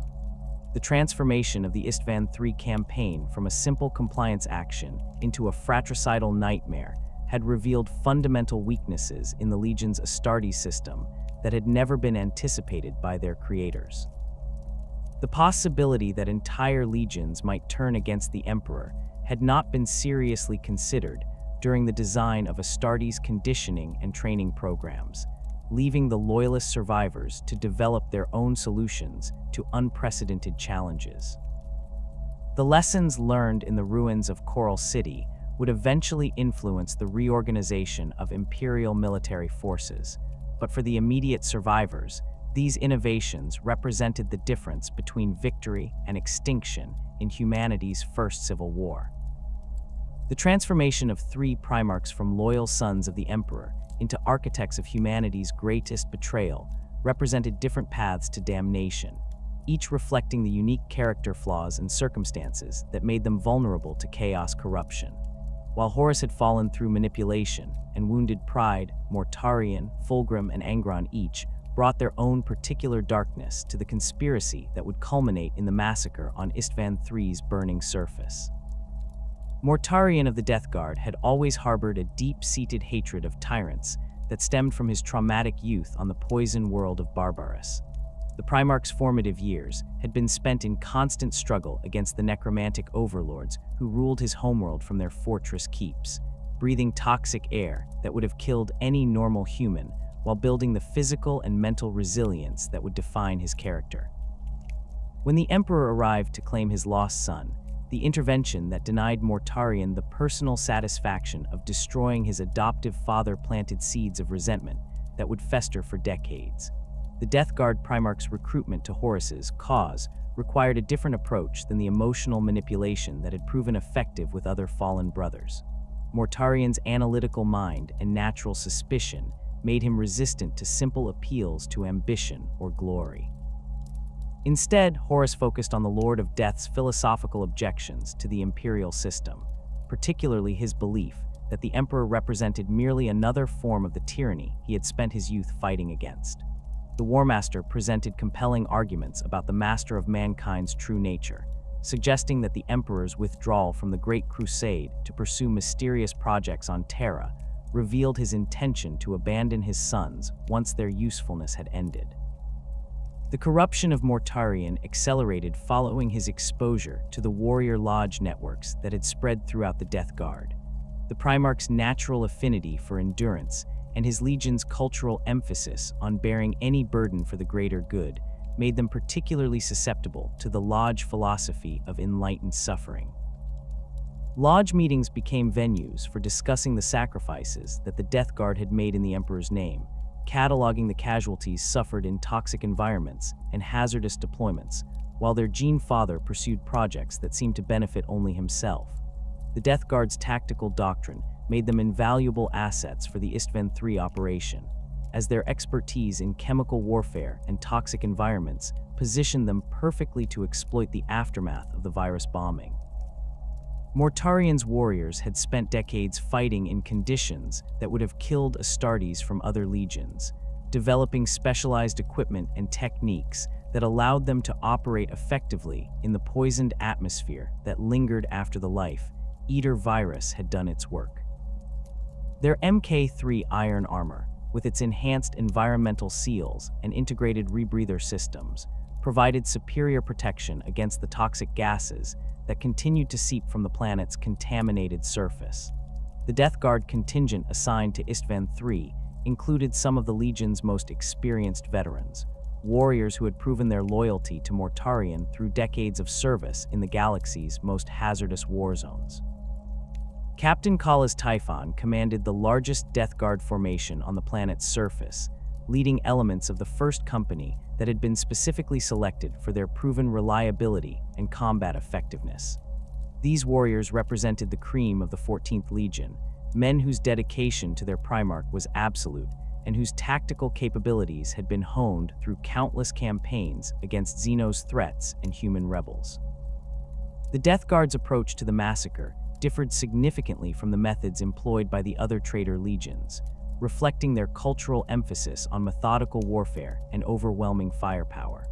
Rather than seeking quick, decisive engagements, Mortarion's sons implemented a systematic campaign of attrition designed to wear down the loyalist survivors through constant pressure and the gradual degradation of their defensive capabilities. They established fortified positions in the ruins surrounding the Precentor's palace, creating overlapping fields of fire that made movement across the devastated cityscape extremely hazardous for loyalist forces.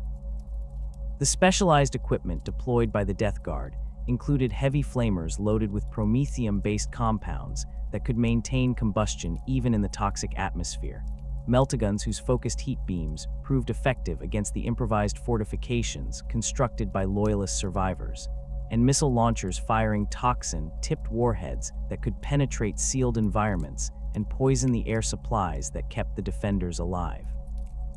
These weapons reflected the Death Guard's pragmatic approach to warfare, prioritizing effectiveness over honor or adherence to traditional combat doctrines. Fulgrim of the Emperor's Children represented a fundamentally different form of corruption, one that had begun with the seemingly innocent acquisition of an alien weapon during the Legion's campaign against the Lair. The sword, discovered in the ruins of the Xeno civilization that the Emperor's Children had recently destroyed, appeared to be nothing more than an exquisite example of alien craftsmanship. Its blade was forged from materials that seemed to shift between different metallic hues depending on the viewing angle, while its grip was wrapped in what appeared to be some form of synthetic leather that molded itself perfectly to the wielder's hand. The demon bound within the Lair blade worked its corruption through subtle influence rather than direct possession, whispering suggestions that seemed to emerge from Fulgrim's own thoughts rather than external sources. The entity encouraged the Primarchs' natural perfectionism, suggesting that true excellence could only be achieved by transcending the limitations imposed by imperial doctrine and moral constraints. These whispers found fertile ground in Fulgrim's growing frustration with what he perceived as the mediocrity that surrounded him, particularly among his brother Primarchs, who seemed content with adequate performance rather than pursuing true perfection. The Emperor's Children's transformation under Fulgrim's corrupted leadership manifested in increasingly extreme interpretations of their legion's pursuit of excellence. Warriors who had once sought perfection in martial disciplines and tactical execution began exploring more esoteric forms of achievement, experimenting with combat drugs that enhanced their reflexes and pain tolerance while pursuing sensory experiences that pushed the boundaries of human perception.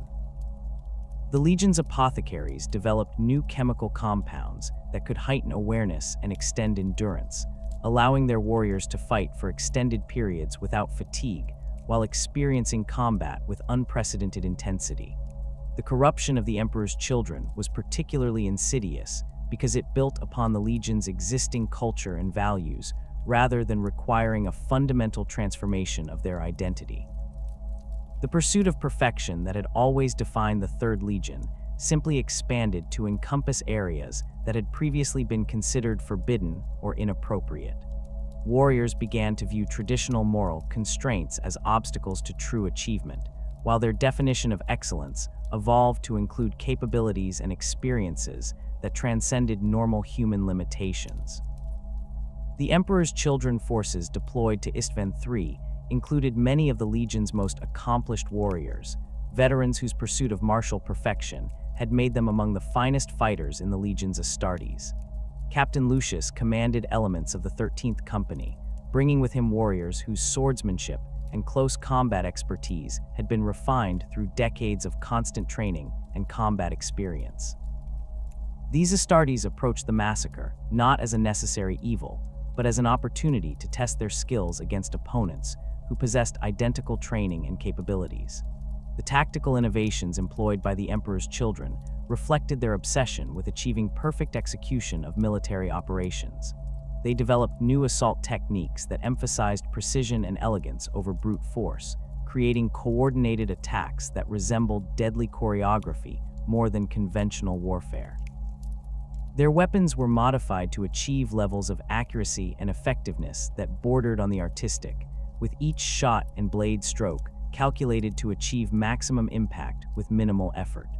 The Emperor's Children's approach to the loyalist survivors combined tactical brilliance with calculated cruelty, as they sought to demonstrate their superiority through the methodical destruction of their former brothers. They employed psychological warfare techniques designed to break the morale of loyalist defenders, broadcasting recordings of tortured prisoners, and displaying the mutilated corpses of captured loyalists in positions visible from the palace's defensive positions. These tactics reflected the Legion's evolution from noble warriors into something far more sinister, as their pursuit of perfection had led them to explore the perfect application of fear and despair as weapons of war. Angron of the World Eaters brought a different form of darkness to the Isstvan III conspiracy, one rooted in pain, rage, and the mechanical augmentations that had been forced upon him during his youth as a gladiator on New Syria. The butcher's nails implanted in his skull had gradually eroded his capacity for complex thought and emotional connection, leaving him capable of little beyond fury and violence. However, this apparent simplicity masked a deeper tragedy, as Angron's rage was fueled by the constant awareness of what he had lost when the Emperor denied him the honorable death he had chosen alongside his fellow slaves. The Red Angel's participation in Horus's rebellion was motivated less by complex political calculations than by his desire to strike back at the imperial system that had denied him the only thing he had ever truly wanted: the right to die on his own terms alongside the brothers and sisters who had shared his bondage. The Emperor's intervention on New Syria had saved Angron's physical existence while destroying everything that gave his life meaning, creating a wound that no amount of conquest or glory could heal.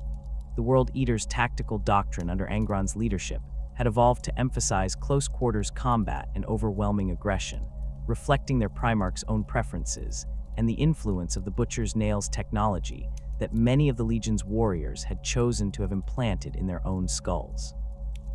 The 12th Legion's approach to warfare prioritized speed and brutality over careful planning or tactical sophistication, seeking to close with the enemy as quickly as possible and destroy them through superior ferocity and combat skill. The World Eater's contingent on Isstvan III included some of the Legion's most experienced assault specialists, warriors whose implants had been carefully calibrated to provide maximum combat effectiveness without completely destroying their capacity for tactical thinking. Captain Karn commanded the largest World Eater's formation on the planet, leading elements of the 8th Assault Company that had proven their effectiveness in countless boarding actions and urban warfare scenarios. These warriors viewed the massacre as an opportunity to unleash their full potential without the restraints typically imposed by Imperial rules of engagement. The modifications made to World Eater's equipment reflected their emphasis on close-quarters combat and maximum lethality. Their chainswords were fitted with enhanced cutting teeth forged from adamantium alloys, while their bolt pistols were loaded with mass-reactive shells designed to cause maximum tissue damage upon impact. Many warriors carried specialized assault weapons, including power axes and chain glaives that could cleave through power armor with devastating effectiveness. The coordination between the 3 traitor Primarchs during the final assault on the loyalist survivors demonstrated how their different approaches to warfare could be combined into a devastating combined arms operation. Mortarian's Death Guard established the siege lines and maintained constant pressure on the loyalist positions, their methodical approach wearing down the defenders' capabilities while preventing any possibility of escape or reinforcement. The Death Guard's expertise in toxic warfare proved particularly valuable in exploiting weaknesses in the palace's environmental systems, as they introduced chemical agents that gradually degraded the effectiveness of air filtration systems and contaminated water supplies. Fulgrim's Emperor's Children provided the precision strikes and tactical innovations that identified and exploited specific vulnerabilities in the loyalist defenses. Their pursuit of perfect execution made them ideal for conducting complex multi-phase operations that required careful timing and coordination between different assault elements. The Emperor's Children's psychological warfare capabilities also proved crucial in breaking down loyalist morale, as their calculated cruelty created an atmosphere of despair that sapped the defenders' will to resist. Angron's World Eaters served as the primary assault force for the most dangerous breakthrough operations, their berserker fury making them capable of sustaining the casualties necessary to penetrate heavily defended positions. The World Eater's willingness to accept massive losses in exchange for tactical gains provided the traitor forces with options that more cautious commanders would never have considered, allowing them to achieve objectives through sheer determination and disregard for their own survival. The 3 legions' different specializations created tactical synergies that maximized the effectiveness of the combined traitor force. Death Guard siege specialists would identify structural weaknesses in loyalist fortifications. Emperor's Children precision teams would exploit these vulnerabilities with carefully planned strikes, and World Eater's assault troops would pour through the resulting breaches to engage the defenders in close combat, where their berserker training provided decisive advantages. The final phase of the assault saw all three traitor legions working in unprecedented coordination to eliminate the last pockets of loyalist resistance. The methodical nature of this operation reflected the careful planning that had gone into the entire Isstvan III campaign, as the traitor commanders sought to ensure that no loyalist survivors could escape to carry word of the betrayal to Terra. The combination of Death Guard siege warfare, Emperor's Children precision tactics, and World Eater's assault capabilities created a military force that could overcome any defensive position through the systematic application of overwhelming firepower and tactical expertise. The systematic destruction of the Loyalist resistance entered its final phase as ammunition stockpiles dwindled to critical levels, and the defensive positions that had held for weeks began to crumble under the relentless pressure of overwhelming traitor numbers. The Precentor's Palace, once an imposing symbol of imperial authority rising majestically above Coral City's skyline, now stood as a battered monument to defiance, its ceramite walls scarred by countless impacts, and its defensive towers reduced to skeletal frameworks of twisted metal and shattered rockcrete. Captain Garville Loken moved through the palace's lower levels with the measured pace of a warrior who understood that each step might be his last. The Luna Wolves veterans' power armor bore the accumulated damage of weeks of continuous combat. Its blue-gray ceramite plates cracked and scorched, while the wolf's head insignia on his shoulder guard had been partially obliterated by a plasma blast that had come within centimeters of ending his life. The captain's bolt pistol hung heavy at his side, its ammunition counter displaying the harsh reality that faced all the defenders. Fewer than 30 rounds remained in his personal supply, with no prospect of resupply from the palace's depleted armories. The Loyalist survivors had been forced to implement increasingly desperate measures to conserve their dwindling ammunition supplies.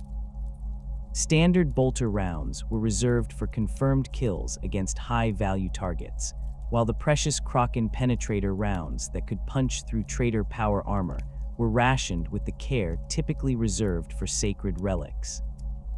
Many defenders had been reduced to fighting with salvaged weapons stripped from fallen enemies, creating a bizarre situation where Loyalist Astartes wielded the same equipment as their traitorous brothers while being unable to trust the machine spirits that governed these weapons' operation. The palace's eastern wing had fallen during the previous night's assault, its defenders overwhelmed when a concentrated World Eater's breakthrough punched through 3 separate defensive lines in less than an hour. The berserker fury of Angron's sons had proven unstoppable once they gained momentum, their chain axes carving through Loyalist positions with mechanical precision, while their enhanced aggression drove them forward despite casualties that would have broken any normal military formation. The loss of the Eastern Wing had cost the Loyalists nearly 200 defenders, including several veteran sergeants whose tactical expertise could not be replaced. Captain Saul Tarvitz coordinated the defense of the palace's central courtyard from a command post established in what had once been the building's primary communications center. The Emperor's Children veteran had aged visibly during the siege, his usually immaculate appearance replaced by the haggard look of a warrior who had been pushed beyond the limits of even superhuman endurance. His armor's purple and gold livery was now almost completely obscured by soot and battle damage, while his face bore the distinctive pallor that came from weeks of fighting in the toxic atmosphere that still lingered over Isstvan III's surface. The tactical situation reports that Reach Tarvitz painted a picture of systematic collapse across all defensive sectors. The northern approaches to the palace were under constant bombardment from Death Guard heavy weapons teams that had established firing positions in the ruins of the commercial district, their methodical approach gradually reducing the Loyalist fortifications to rubble through sustained application of missile strikes and heavy bolter fire. The southern perimeter had been breached in 3 separate locations, forcing the defenders to fall back to secondary positions that lacked the prepared defenses of the original lines. The western wing of the palace had become a charnel house where Emperor's Children assault teams conducted what could only be described as artistic displays of violence against the loyalist defenders. The traitor warriors had abandoned any pretense of tactical efficiency in favor of elaborate executions that seemed designed more to demonstrate their superiority than to achieve military objectives. Loyalist prisoners were tortured in full view of their comrades, their screams echoing through the palace corridors as a form of psychological warfare that proved devastatingly effective against defenders already pushed to the breaking point. Captain Tyrik-Kage led the final evacuation of the palace's upper levels, guiding the last mobile defenders toward the reinforced positions in the building's foundation levels. The former Mournival member's characteristic humor had been burned away by weeks of witnessing the systematic destruction of everything he had once held sacred, replaced by a grim determination that reflected the reality of their situation. His bolt pistol had been empty for 3 days, forcing him to rely on a salvaged chainsword whose machine spirit had been damaged by repeated impacts against traitor armor. The descent through the palace's central stairwell became a fighting withdrawal as traitor forces pressed their advantage, pouring through the breaches in the upper levels to pursue the retreating loyalists. The confined space of the stairwell created a tactical nightmare where the defenders' superior knowledge of the terrain provided their only advantage against numerically superior opponents. Torgaden's rearguard action involved the systematic destruction of structural supports and the activation of automated defense systems that had been held in reserve for exactly this situation. The palace's lower levels had been transformed into a labyrinth of improvised fortifications and defensive positions that reflected the engineering expertise of the surviving tech marines. Corridor intersections had been blocked with welded bulkheads that channeled attacking forces into predetermined kill zones, while the building's original architectural features had been modified to create overlapping fields of fire that maximized the effectiveness of the defenders' limited ammunition supplies. These modifications represented the accumulated tactical knowledge of veteran Astartes, who understood that their survival depended on making every shot count. The command structure among the loyalist survivors had evolved into something that bore little resemblance to traditional Legion organization, as the desperate circumstances had forced the abandonment of formal hierarchies in favor of practical leadership based on tactical competence and demonstrated effectiveness. Loken retained overall command of the defense, but his authority was supplemented by specialized commanders who had emerged during the siege based on their ability to achieve results under impossible conditions. Sergeant Iacton Cruz of the Luna Wolves had become the de facto leader of the palace's internal security, his age and experience making him invaluable for coordinating the complex defensive measures that kept the loyalists alive. The veteran's knowledge of siege warfare, gained through decades of compliance actions against fortified positions, had proven crucial in adapting Imperial assault doctrines for defensive use. His weathered features bore the distinctive scars of a warrior who had survived more battles than most Astartes would see in several lifetimes, while his calm demeanor provided a stabilizing influence on younger warriors who were experiencing their first taste of truly desperate combat.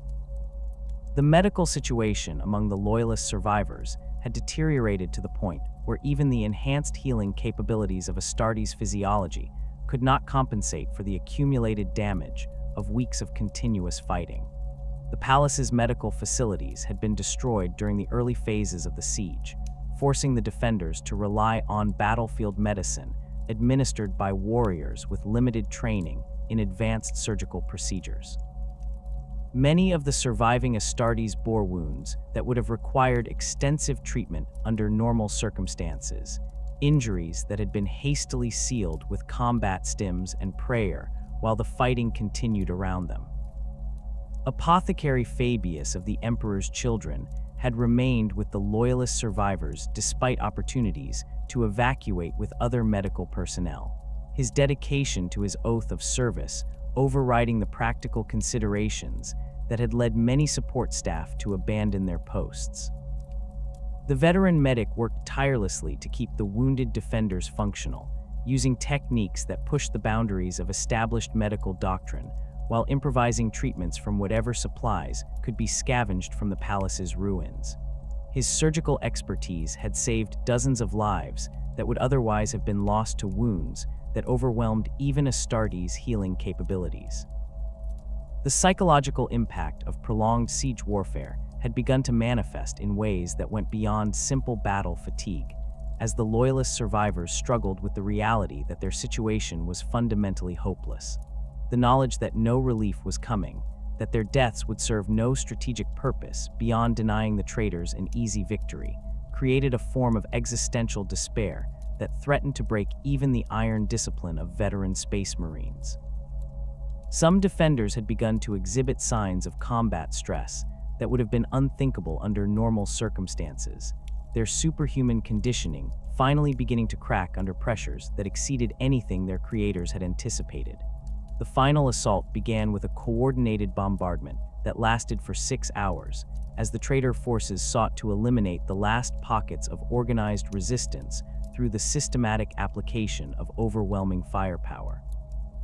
Death Guard missile teams fired salvos of toxin-tipped warheads that penetrated the palace's environmental systems and poisoned the air supplies that kept the defenders alive. Emperor's Children precision teams used melta charges to breach the reinforced bulkheads that protected the loyalist command centers, while World Eater's assault squads prepared for the close-quarters fighting that would determine the siege's final outcome. The bombardment's intensity exceeded anything the Loyalists had previously experienced, as the traitor commanders committed their remaining heavy weapons and ammunition reserves to ensure that no defender could survive the final assault. The palace's structure groaned under the impact of hundreds of explosive shells, while the building's power systems began to fail as critical components were destroyed by the sustained bombardment. Emergency lighting flickered and died throughout the complex, leaving the defenders to fight in near darkness while toxic gases seeped through damaged environmental seals. Captain Loken's final stand took place in the palace's central command chamber, where he led a mixed force of Luna Wolves and Death Guard survivors against a World Eater's assault team that had broken through the outer defenses. The engagement lasted less than 10 minutes, but its intensity reflected the accumulated fury of weeks of fratricidal warfare. Loken's combat expertise, honed through decades of warfare against Xenos threats and human rebels, proved insufficient against opponents who possessed identical training and superior numbers. The Luna Wolves' captain's death came not from a single decisive blow, but from the accumulated damage of multiple wounds that overwhelmed even his enhanced physiology. A chainsword thrust that penetrated his abdominal armor was followed by a bolt pistol shot that shattered his left shoulder, while a power axe strike that he partially deflected still managed to crack his helmet and damage the neural interfaces that connected his armor to his nervous system. Loken continued fighting for several minutes after receiving wounds that would have killed a normal human instantly, his determination to protect his remaining men driving him forward even as his body began to shut down. The captain's final moments were witnessed by Sergeant Cruz, who watched from a concealed position as his former commander fell beneath the combined assault of 3 World Eater's warriors. Loken's death was neither quick nor merciful, as the berserker implants that drove his killers made them incapable of granting a clean end to a fallen enemy. The veteran sergeant's decision to remain hidden rather than attempt a rescue reflected the harsh tactical realities that governed the siege's final hours, as every surviving loyalist understood that their deaths would serve no purpose beyond satisfying their enemy's bloodlust. Captain Tarvitz's heroic last stand occurred in the palace's ceremonial throne room, where he had positioned himself to cover the evacuation of the last mobile defenders. The Emperor's Children veteran faced a full squad of his former brothers, warriors whose corruption had transformed them into something that bore little resemblance to the noble ideals they had once shared. The engagement became a deadly dance of blade and bolt, as Tarvitz's superior swordsmanship was gradually overwhelmed by the numerical superiority and enhanced capabilities of his opponents. The traitor Emperor's Children had been modified with combat stims and neural enhancers that pushed their reflexes and pain tolerance beyond normal Astartes limits, giving them advantages that pure skill could not overcome. Their weapons had been upgraded with exotic ammunition and enhanced power sources that made them devastatingly effective against even the most sophisticated armor. Tarvitz's death came when a power sword thrust penetrated his chest armor and severed the primary aorta that supplied blood to his enhanced organs, causing rapid system failure that even his superhuman constitution could not survive. The systematic execution of wounded loyalists began immediately after organized resistance collapsed, as the traitor forces implemented orders to ensure that no survivor could escape to carry word of the betrayal to Terra. World Eater's assault teams moved through the palace's lower levels with methodical precision, using their enhanced senses to locate loyalists who had taken refuge in concealed positions or sealed chambers. The berserker fury that characterized their combat behavior was replaced by cold efficiency as they carried out what amounted to an extermination operation. The traitor apothecaries who accompanied the assault teams showed particular interest in loyalist gene seed, the precious biological material that represented the genetic legacy of the Emperor's original design for the Space Marines. Rather than allowing this valuable resource to be recovered by Imperial forces, the traitor medics extracted the gene seed organs from fallen loyalists and subjected them to corruption rituals that would render them useless for creating new Astartes. The desecration of gene seed represented a form of spiritual warfare that went beyond mere tactical considerations, as it ensured that even in death, the loyalist warriors could not contribute to the Emperor's cause. The recovery operations conducted by traitor apothecaries revealed the extent to which chaos corruption had influenced their understanding of their medical duties. Where once they had been dedicated to preserving life and maintaining the genetic purity of their legions, these fallen medics now viewed their role as facilitating the spread of corruption and ensuring that no aspect of Imperial military capability could be salvaged from the massacre. Their surgical techniques had been modified to incorporate ritualistic elements that served no medical purpose, but satisfied the demands of the dark powers they now served. The final hours of the siege witnessed acts of heroism that would have been remembered throughout the Imperium if any witnesses had survived to carry word of them to Terra. Individual loyalists fought desperate rearguard actions to buy time for their wounded comrades, while others sacrificed themselves to deny critical intelligence to the traitor forces. These acts of courage reflected the fundamental character of the Astartes, as even in the face of certain death and the knowledge that their sacrifice would serve no strategic purpose, they continued to embody the ideals that had made them the Emperor's chosen warriors. The palace's final collapse came not from enemy action, but from the structural damage accumulated during weeks of bombardment and fighting. The building's foundations, weakened by the repeated impacts of heavy weapons and the destruction of critical support systems, finally gave way under the weight of the superstructure.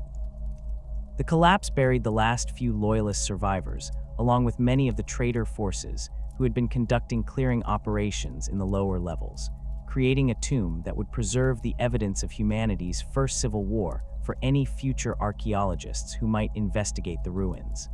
The aftermath of the massacre revealed the true scope of the betrayal that had consumed the legions sent to Isstvan III. Thousands of loyalist Astartes had been eliminated not in glorious battle against the enemies of mankind, but in a fratricidal slaughter orchestrated by the very leaders they had sworn to follow. The virus bombing had claimed the majority of the victims, but the siege that followed had demonstrated the depths of corruption that had taken root in the hearts of the traitor Primarchs and their followers. The traitor force's systematic destruction of all evidence that might reveal the true nature of the Isstvan III operation reflected their understanding that the rebellion's success depended on maintaining the element of surprise. Communication arrays were destroyed to prevent any distress signals from reaching Terra, while the few Imperial Navy vessels that had remained loyal were hunted down and destroyed by the traitor fleets. The complete elimination of witnesses ensured that Horus's rebellion could continue to spread throughout the galaxy, while the Emperor remained unaware of the true scope of the threat that was developing. The desecration of loyalist remains continued for days after the fighting had ended, as traitor forces worked to ensure that no trace of Imperial resistance could be recovered from the planet's surface. Bodies were burned in massive pyres that sent columns of toxic smoke into Isstvan III's already poisoned atmosphere, while equipment and weapons were either destroyed or corrupted beyond any possibility of future use. The thoroughness of this destruction reflected the traitors' understanding that they had crossed a line from which there could be no return, and that their survival now depended on the complete success of their rebellion against the Emperor's rule. The silence that descended upon Isstvan III following the massacre was not the peaceful quiet of victory, but the hollow emptiness of a world that had been murdered. The planet's surface, once home to millions of Imperial citizens and thousands of loyalist Astartes, now radiated heat signatures that could be detected from the outer system, as cooling magma flows traced geometric patterns across continents that had been reduced to glass and ash. The atmospheric composition readings transmitted by orbital sensor arrays painted a picture of ecological devastation so complete that even the hardy microorganisms that typically survived planetary bombardments had been eradicated by the life-eater virus and subsequent firestorm.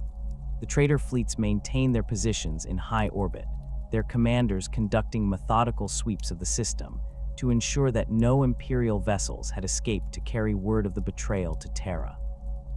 The thoroughness of these operations reflected Horus's understanding that the rebellion's success depended entirely on maintaining the element of surprise until his forces could position themselves for the next phase of their campaign. Every merchant vessel, every courier ship, every automated beacon that might have recorded evidence of the massacre was systematically hunted down and destroyed by prowling squadrons of traitor interceptors. The strategic implications of the Isstvan III atrocity extended far beyond the immediate tactical victory achieved by the traitor forces. The successful elimination of loyalist elements from 4 entire legions had fundamentally altered the balance of power within the Legiones Astartes, removing tens of thousands of veteran warriors whose experience and dedication to the Imperial cause would have proven invaluable in the coming civil war. The massacre had also demonstrated the effectiveness of the virus bombing as a weapon of mass destruction, establishing a precedent for the use of forbidden weapons that would characterize the increasingly desperate nature of the conflict. The Death Guard's post-battle operations on Isstvan III's surface revealed the extent to which Mortarian's legion had adapted to warfare in toxic environments. Specialized teams equipped with enhanced environmental suits conducted systematic searches of the planet's ruins, seeking any evidence that loyalist survivors might have escaped the initial bombardment. The methodical nature of these operations reflected the Death Guard's tactical doctrine, as they established grid patterns that ensured complete coverage of the devastated landscape while maintaining constant communication with orbital command centers. The toxic atmosphere that lingered over Isstvan III created conditions that would have been lethal to unprotected humans for decades, but the Death Guard's expertise in chemical warfare allowed them to operate effectively in environments that exceeded the safety parameters of standard power armor. Their modified Mark III iron armor incorporated additional filtration systems and enhanced environmental seals that provided protection against the exotic toxins released by the life-eater virus, while their weapons had been adapted to function reliably despite the corrosive effects of the planet's contaminated atmosphere. The Emperor's Children contingent that remained on Isstvan III after the massacre conducted what could only be described as artistic documentation of their victory, creating elaborate displays from the remains of loyalist defenders that served no tactical purpose but satisfied their corrupted aesthetic sensibilities. These grotesque monuments to perfection reflected the fundamental changes that had occurred within Fulgrim's Legion, as their pursuit of excellence had evolved into something that bore no resemblance to the noble ideals they had once embodied.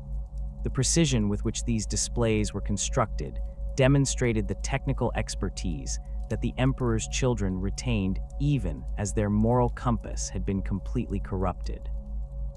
The World Eater's behavior in the aftermath of the massacre revealed the extent to which the Butcher's nails had eroded their capacity for anything beyond violence and destruction.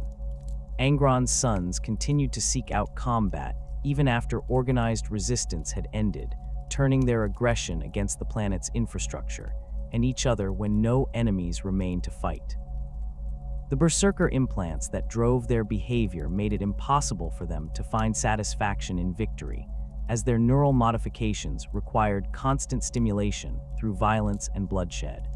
The coordination required to maintain operational security across 4 separate legions, while conducting the systematic destruction of evidence, demonstrated the sophistication of the conspiracy that Erebus and his fellow word-bearers had orchestrated.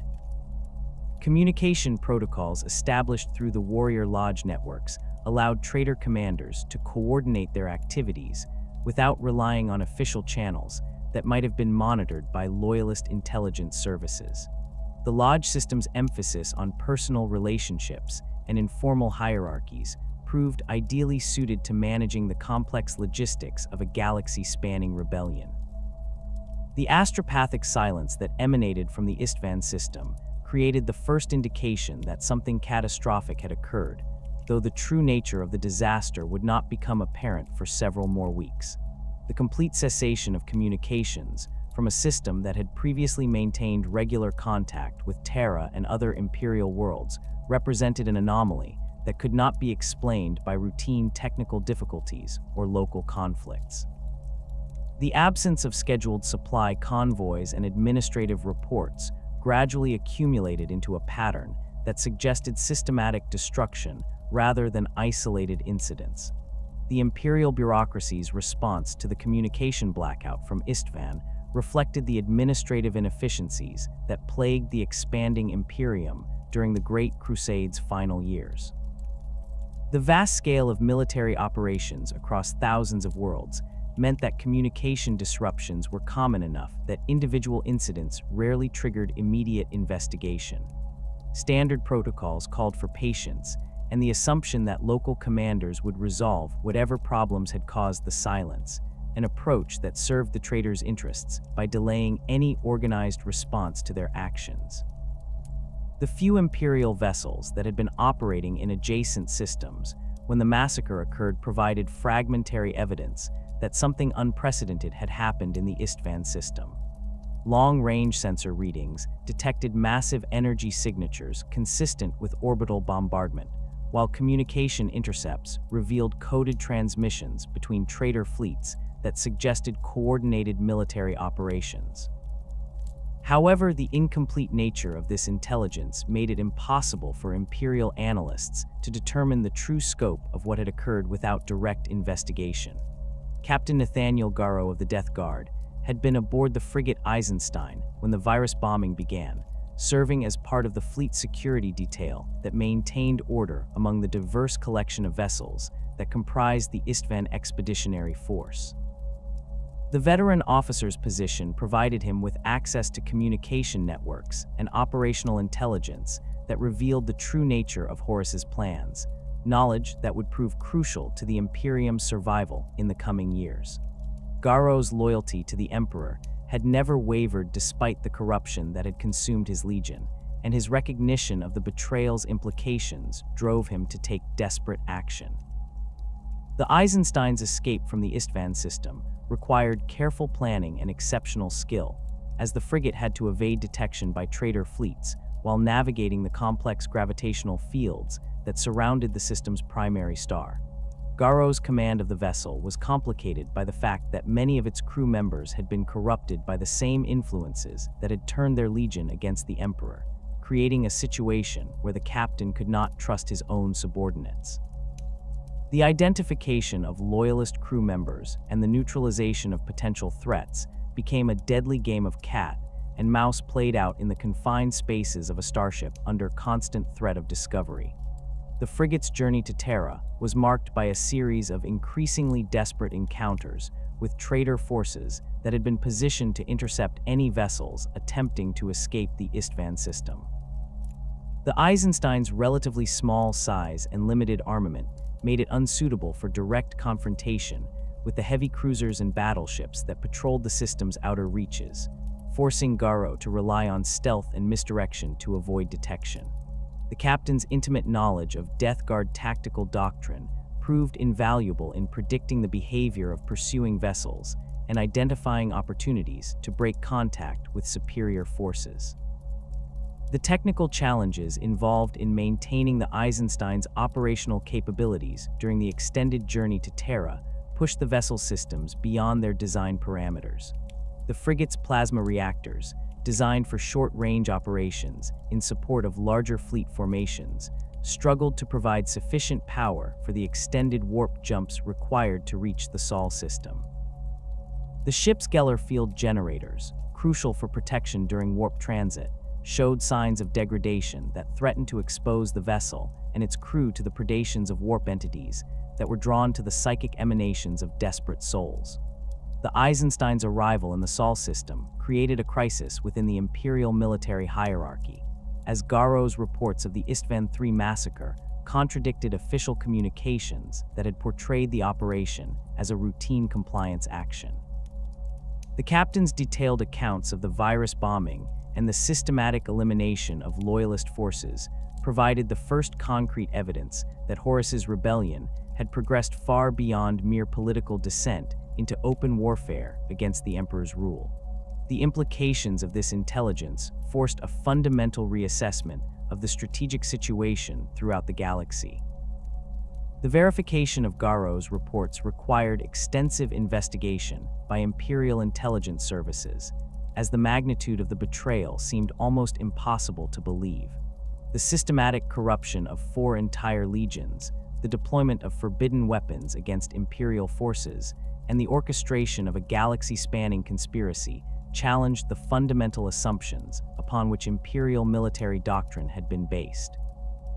The possibility that the Warmaster himself had turned traitor represented a scenario that had never been seriously considered by Imperial strategic planners. The psychological impact of the Isstvan III revelations on the Imperial High Command was profound, as senior officers struggled to process the reality that their most trusted allies had become their deadliest enemies. The warrior lodge networks that had spread throughout the legions were suddenly revealed as vectors for corruption rather than harmless fraternal organizations, while the tactical doctrines that had proven effective against Xeno's threats were recognized as potentially inadequate for fighting against opponents with identical training and equipment. The strategic redeployment of Imperial forces in response to the Isstvan intelligence required careful consideration of loyalty and reliability factors that had never previously been relevant to military planning. Entire legion formations that had been considered absolutely trustworthy were suddenly viewed with suspicion, while the identification of potentially corrupted units became a priority that competed with operational requirements. The paranoia that began to spread through Imperial command structures reflected the reality that the enemy now wore familiar faces and spoke with trusted voices. The communication of warnings to loyalist forces throughout the galaxy became a race against time, as Imperial commanders sought to alert their allies before the rebellion could spread further. The astropathic networks that connected Imperial worlds became conduits for desperate messages warning of the betrayal, though the unreliable nature of psychic communication meant that many warnings arrived too late or were distorted beyond recognition. The fragmentary nature of these communications created confusion and uncertainty that the traitors were quick to exploit. The establishment of new security protocols within loyalist forces reflected the harsh reality that traditional methods of ensuring loyalty were no longer adequate. The Warrior Lodge system was immediately banned throughout all Imperial military formations, while new procedures were implemented to identify and isolate potentially corrupted personnel. These measures, while necessary, created an atmosphere of suspicion and mistrust that undermined the unity and effectiveness of Imperial forces at the very moment when such qualities were most desperately needed. The symbolic significance of Isstvan III as the site of the first major battle of the Civil War ensured that the planet's name would be remembered throughout the conflict that followed. The massacre became a rallying cry for loyalist forces, a reminder of the price of betrayal and the necessity of absolute vigilance against corruption. The heroic last stand of the loyalist survivors, though ultimately unsuccessful, provided examples of courage and dedication that inspired Imperial forces throughout the galaxy to continue fighting despite seemingly impossible odds. The tactical lessons learned from the Isstvan III massacre influenced the development of new military doctrines designed specifically for fighting against traitor Astartes. The effectiveness of the virus bombing demonstrated the need for improved protection against biological weapons, while the siege of the precentor's palace revealed the importance of defensive fortifications that could withstand assault by forces with identical capabilities. These lessons would prove crucial in the campaigns that followed, as loyalist forces adapted their tactics to counter the advantages that the traitors had gained through their willingness to employ forbidden weapons and tactics. The corruption of the astropathic networks by chaos influences became apparent as reports of the Isstvan III massacre spread throughout the galaxy, with many psychic communications being intercepted or distorted by warp entities that served the ruinous powers. The reliability of long-range communication, already problematic due to the unpredictable nature of warp travel, deteriorated further as the influence of chaos grew stronger. This degradation of Imperial communication capabilities provided the traitors with additional advantages, as they could operate with greater secrecy while loyalist forces struggled to coordinate their responses. The industrial implications of losing the Isstvan system extended beyond the immediate military casualties to encompass the destruction of manufacturing facilities and resource extraction operations that had supported Imperial expansion in the region. The complete sterilization of Isstvan III eliminated production capabilities that would have been crucial for sustaining loyalist forces during the coming conflict, while the corruption of the system's other worlds denied the Imperium access to strategic materials and manufacturing expertise. The economic impact of these losses would be felt throughout the war, as both sides struggled to maintain their military capabilities while fighting across multiple fronts. The refugee crisis created by the Isstvan III massacre was relatively limited due to the complete destruction of the planet's population, but the psychological impact on Imperial citizens throughout the galaxy was profound. The knowledge that entire worlds could be eliminated without warning challenged the fundamental assumptions about Imperial protection and security that had sustained civilian morale during the Great Crusade. The fear that any world might become the next target of traitor forces created an atmosphere of uncertainty that the rebellion's leaders were quick to exploit. The investigation of the Isstvan III massacre by Imperial intelligence services revealed the sophistication of the conspiracy that had made the betrayal possible, exposing the extent to which chaos corruption had infiltrated the highest levels of Imperial military command. The warrior lodge networks were identified as the primary vector for this corruption, while the role of the word bearers in orchestrating the conspiracy became increasingly apparent. This intelligence would prove crucial in identifying other potentially compromised formations and preventing similar betrayals in the future. The memorial services held for the Isstvan III victims throughout the loyalist forces served both to honor the dead and to reinforce the commitment to the Imperial cause that defined the ongoing resistance to Horus's rebellion. These ceremonies, conducted in the face of an uncertain future and against overwhelming odds, demonstrated the spiritual resilience that would sustain Imperial forces through the darkest years of the Civil War. The names of the fallen loyalists became sacred to their surviving brothers, while their sacrifice provided inspiration for the countless battles that lay ahead. The massacre at Isstvan III carved a wound into the Imperial psyche that would never fully heal, establishing precedents and patterns that would define the relationship between loyalist and traitor forces for the next 10,000 years. The heroic last stand of Captains Loken, Tarvitz, and Torgeddon became foundational myths within Imperial military doctrine, their sacrifice transforming from historical fact into sacred legend that would inspire countless generations of warriors to come. The ecclesiarchy, rising to prominence in the millennia following the Heresy, canonized these fallen heroes as martyrs whose deaths exemplified the ultimate expression of loyalty to the Emperor's divine will. Within the Adeptus Ministerum's vast cathedral libraries on Terra, illuminated manuscripts preserve detailed accounts of the loyalist resistance on Isstvan III, though these texts have been heavily edited to emphasize their spiritual significance rather than tactical details. The Lectitio Divinitatis, originally penned by Lorger before his fall, ironically became the theological framework through which the sacrifice of Isstvan III's defenders was interpreted. The loyalist Astartes who died defending the precentor's palace were portrayed as warrior saints who chose martyrdom over the corruption that had claimed their fallen brothers, their deaths serving as proof of the Emperor's divine nature and the spiritual rewards that awaited the faithful. The Feast of Martyrs, observed annually throughout the Imperium on the anniversary of the virus bombing, became one of the most solemn commemorations in the imperial calendar.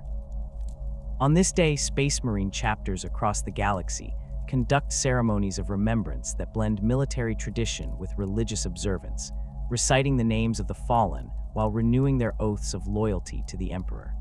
The ritual typically begins before dawn with the lighting of memorial flames that burn throughout the day, each flame representing one of the major loyalist commanders who died on Isstvan III's poisoned surface.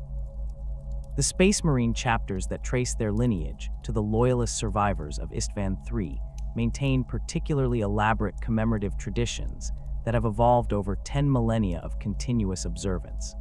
The Imperial Fist's successors, claiming spiritual descent from the defensive expertise demonstrated during the palace siege, conduct annual siege exercises where battle brothers must hold fortified positions against overwhelming odds using only limited ammunition supplies. These training scenarios deliberately recreate the desperate conditions faced by the loyalist defenders, forcing participants to experience a pale reflection of the resource constraints and tactical challenges that define the final days of resistance. The Ultramarines and their successor chapters have incorporated the tactical lessons of Isstvan III into their comprehensive military doctrine, particularly regarding the identification and elimination of potential traitors within Imperial forces. The Codex Astartes, compiled by Robute Guilliman in the aftermath of the Heresy, includes specific protocols for detecting signs of chaos corruption among Space Marine formations, drawing heavily on intelligence gathered from survivors of the massacre. These procedures emphasize the importance of maintaining strict discipline within chapter hierarchies, while monitoring for the kind of informal networks that allowed the warrior lodges to spread their influence.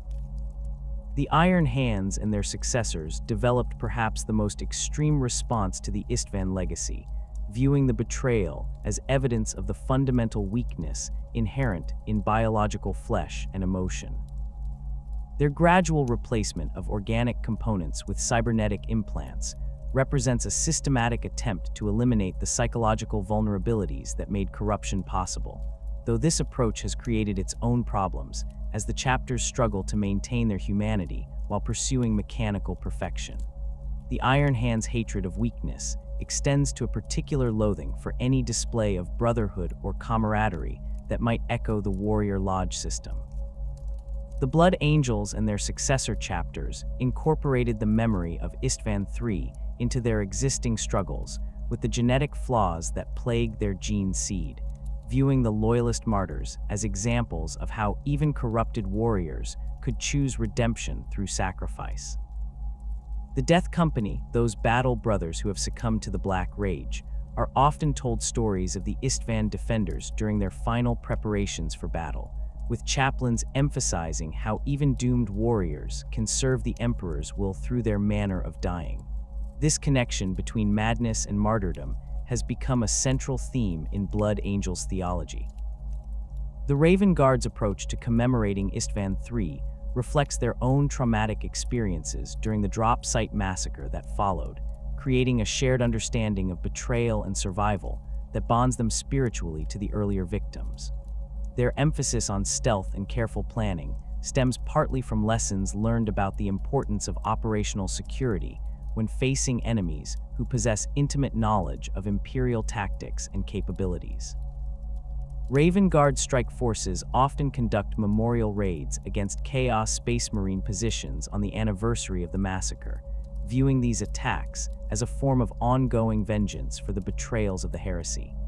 The strategic doctrine that emerged from analysis of the Isstvan III atrocity fundamentally changed how Imperial forces approach the problem of internal security and loyalty verification. The Inquisition, established in the wake of the Heresy, drew heavily on the lessons of the Warrior Lodge infiltration when developing their methods for detecting and eliminating chaos corruption within Imperial institutions. The systematic nature of the betrayal demonstrated that traditional loyalty oaths and conditioning were insufficient protection against the insidious influence of the ruinous powers, leading to the development of more sophisticated psychological screening techniques. The Officio Assassinorum's Culexis Temple developed specialized protocols for eliminating corrupted space marines based on tactical intelligence gathered from the Isstvan massacre, recognizing that conventional assassination techniques were inadequate against targets with enhanced physiology and superior equipment. The Temple's operatives studied detailed accounts of how loyalist defenders were overwhelmed during the palace siege, identifying specific vulnerabilities that can be exploited when targeting traitor Astartes. These techniques have proven crucial in the ongoing war against Chaos Space Marine warbands that continue to plague the Imperium. The Adeptus Mechanicus incorporated the technological lessons of Isstvan III into their ongoing development of anti-chaos countermeasures, particularly regarding the corruption of machine spirits and automated systems. The ease with which traitor forces had subverted the palace's defensive systems demonstrated the vulnerability of Imperial technology to chaos influence, leading to the development of more sophisticated protective protocols and purification rituals. Tech priests studying the massacre's aftermath identified specific patterns of machine spirit corruption that became the basis for improved detection and cleansing procedures. The Imperial Guard's tactical doctrine was revolutionized by the recognition that they might be called upon to fight against Space Marines, a possibility that had never been seriously considered during the Great Crusade. The development of specialized anti-Astartes equipment and tactics became a priority for Imperial military planners, leading to the creation of weapons and vehicles specifically designed to counter the advantages possessed by superhuman opponents. The Leman Russ Executioner, with its plasma cannon capable of penetrating power armor, became a standard component of Imperial Guard formations operating in regions where Chaos Space Marine activity was suspected. The hatred between loyalist Space Marines and their fallen brothers that began on Isstvan III's burning surface has only intensified over 10 millennia of continuous warfare, becoming a defining characteristic of the relationship between the Imperium and the forces of chaos. This animosity goes beyond mere tactical opposition to encompass a spiritual revulsion that affects every aspect of how loyalist chapters approach combat against traitor Astartes. The knowledge that their enemies were once brothers who shared the same gene seed and training creates a form of existential horror that drives loyalist forces to extraordinary lengths in pursuing vengeance. The Black Templars exemplify this eternal hatred through their zealous pursuit of Chaos Space Marines across the galaxy, viewing the destruction of traitor Astartes as a sacred duty that takes precedence over all other considerations. Their eternal crusade has claimed thousands of traitor lives over the centuries, with each kill meticulously recorded in the chapter's chronicles as a small payment against the debt of betrayal incurred at Isstvan III. The Black Templars' refusal to establish a permanent homeworld stems partly from their determination to maintain constant offensive operations against the forces of chaos. The Dark Angels and their successor chapters carry their own burden of shame regarding the heresy, but their pursuit of the fallen demonstrates how the legacy of Isstvan III continues to shape Space Marine behavior 10,000 years later. The secretive nature of their hunt for corrupted battle brothers reflects the paranoia and mistrust that the massacre introduced into Imperial military culture, while their willingness to sacrifice Imperial interests in pursuit of their private war shows how the trauma of betrayal can distort even the most loyal servants of the Emperor. The Chaos Space Marines who participated in the Isstvan III massacre have become legendary figures within the traitor legions, their names spoken with reverence by younger warriors who seek to emulate their ancestors' achievement in striking the first blow against the false emperor. The World Eaters warband, known as the Skulltakers, claims direct descent from the assault troops who breached the Precentor's palace's final defenses, while several Emperor's Children warbands compete for the right to bear the names of the captains who led the massacre's most artistically brutal phases. The Death Guard's embrace of Nurgle's gifts transformed their relationship with the Isstvan legacy, as their corruption by the Plague God recontextualized their role in the massacre as the first step toward a greater understanding of decay and rebirth. The putrid champions who now lead Death Guard warbands view the virus bombing as a crude but necessary prelude to the more sophisticated plagues they now spread across Imperial worlds, while their rotting bodies serve as living monuments to the transformation that began with their rejection of the Emperor's sterile vision of human perfection. The Sons of Horus, now known as the Black Legion under Abaddon's leadership, have attempted to distance themselves from the specific details of the Isstvan III massacre, while maintaining pride in their role as the architects of the Heresy.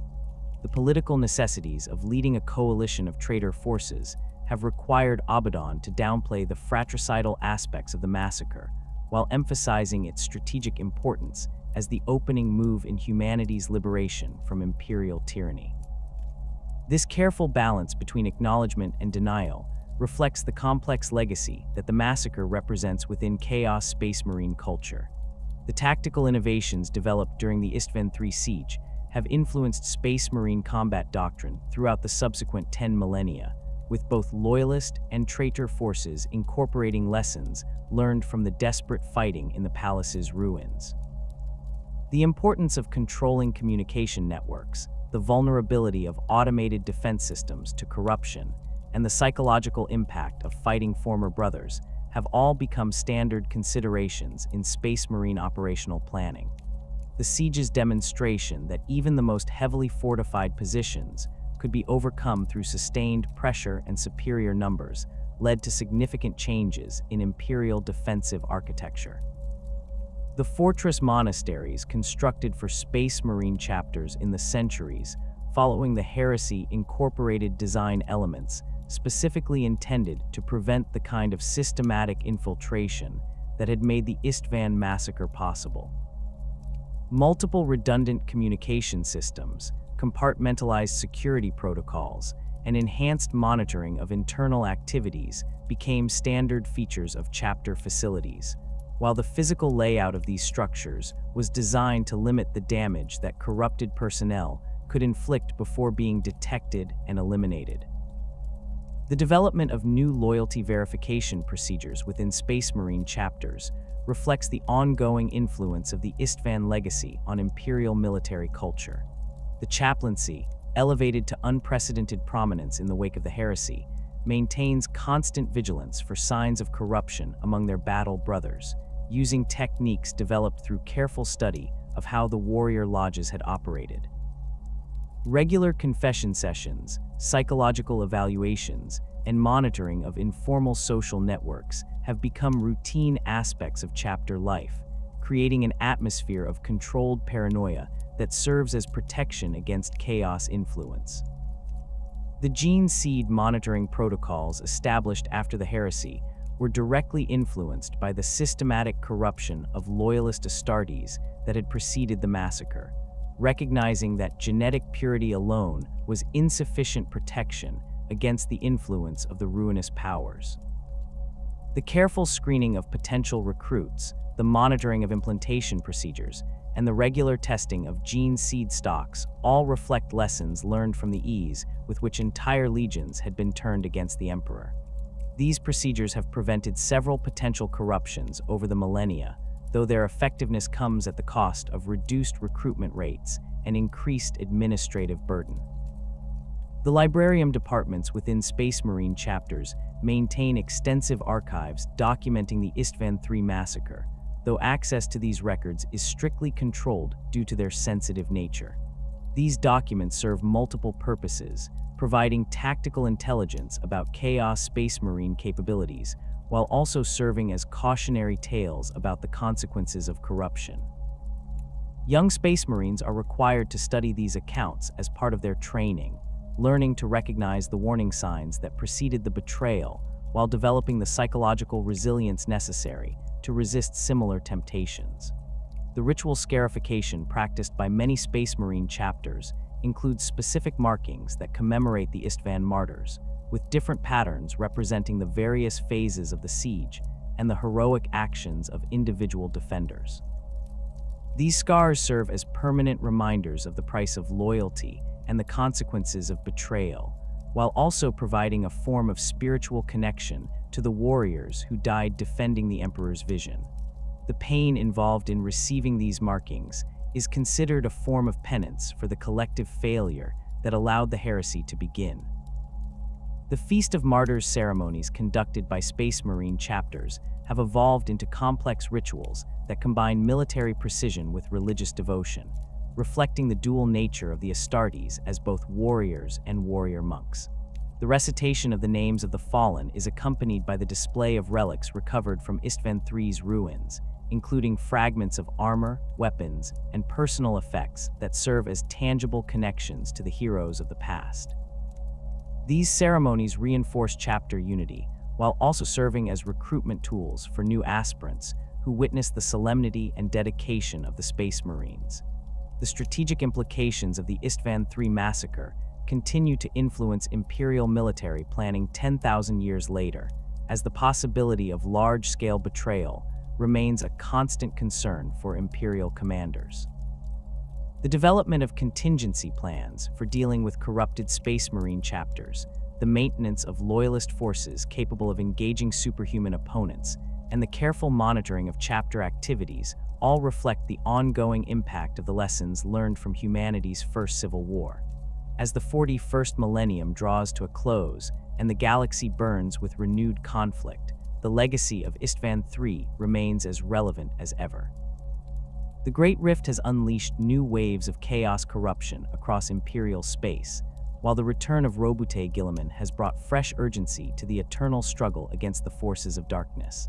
The martyrs who died defending the Precentor's palace 10,000 years ago continue to inspire new generations of warriors, their sacrifice serving as proof that even in the darkest hours, loyalty and courage can triumph over corruption and despair.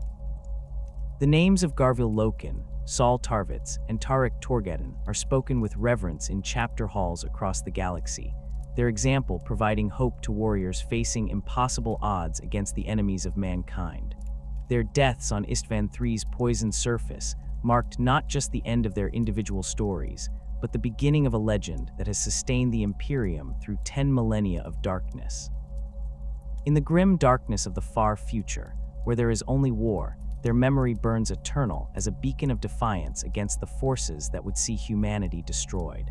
The betrayal that began on Isstvan III may have shattered the dream of the Great Crusade, but the heroism displayed in its aftermath continues to light the way forward for those who remain loyal to the Emperor's vision of human unity and strength.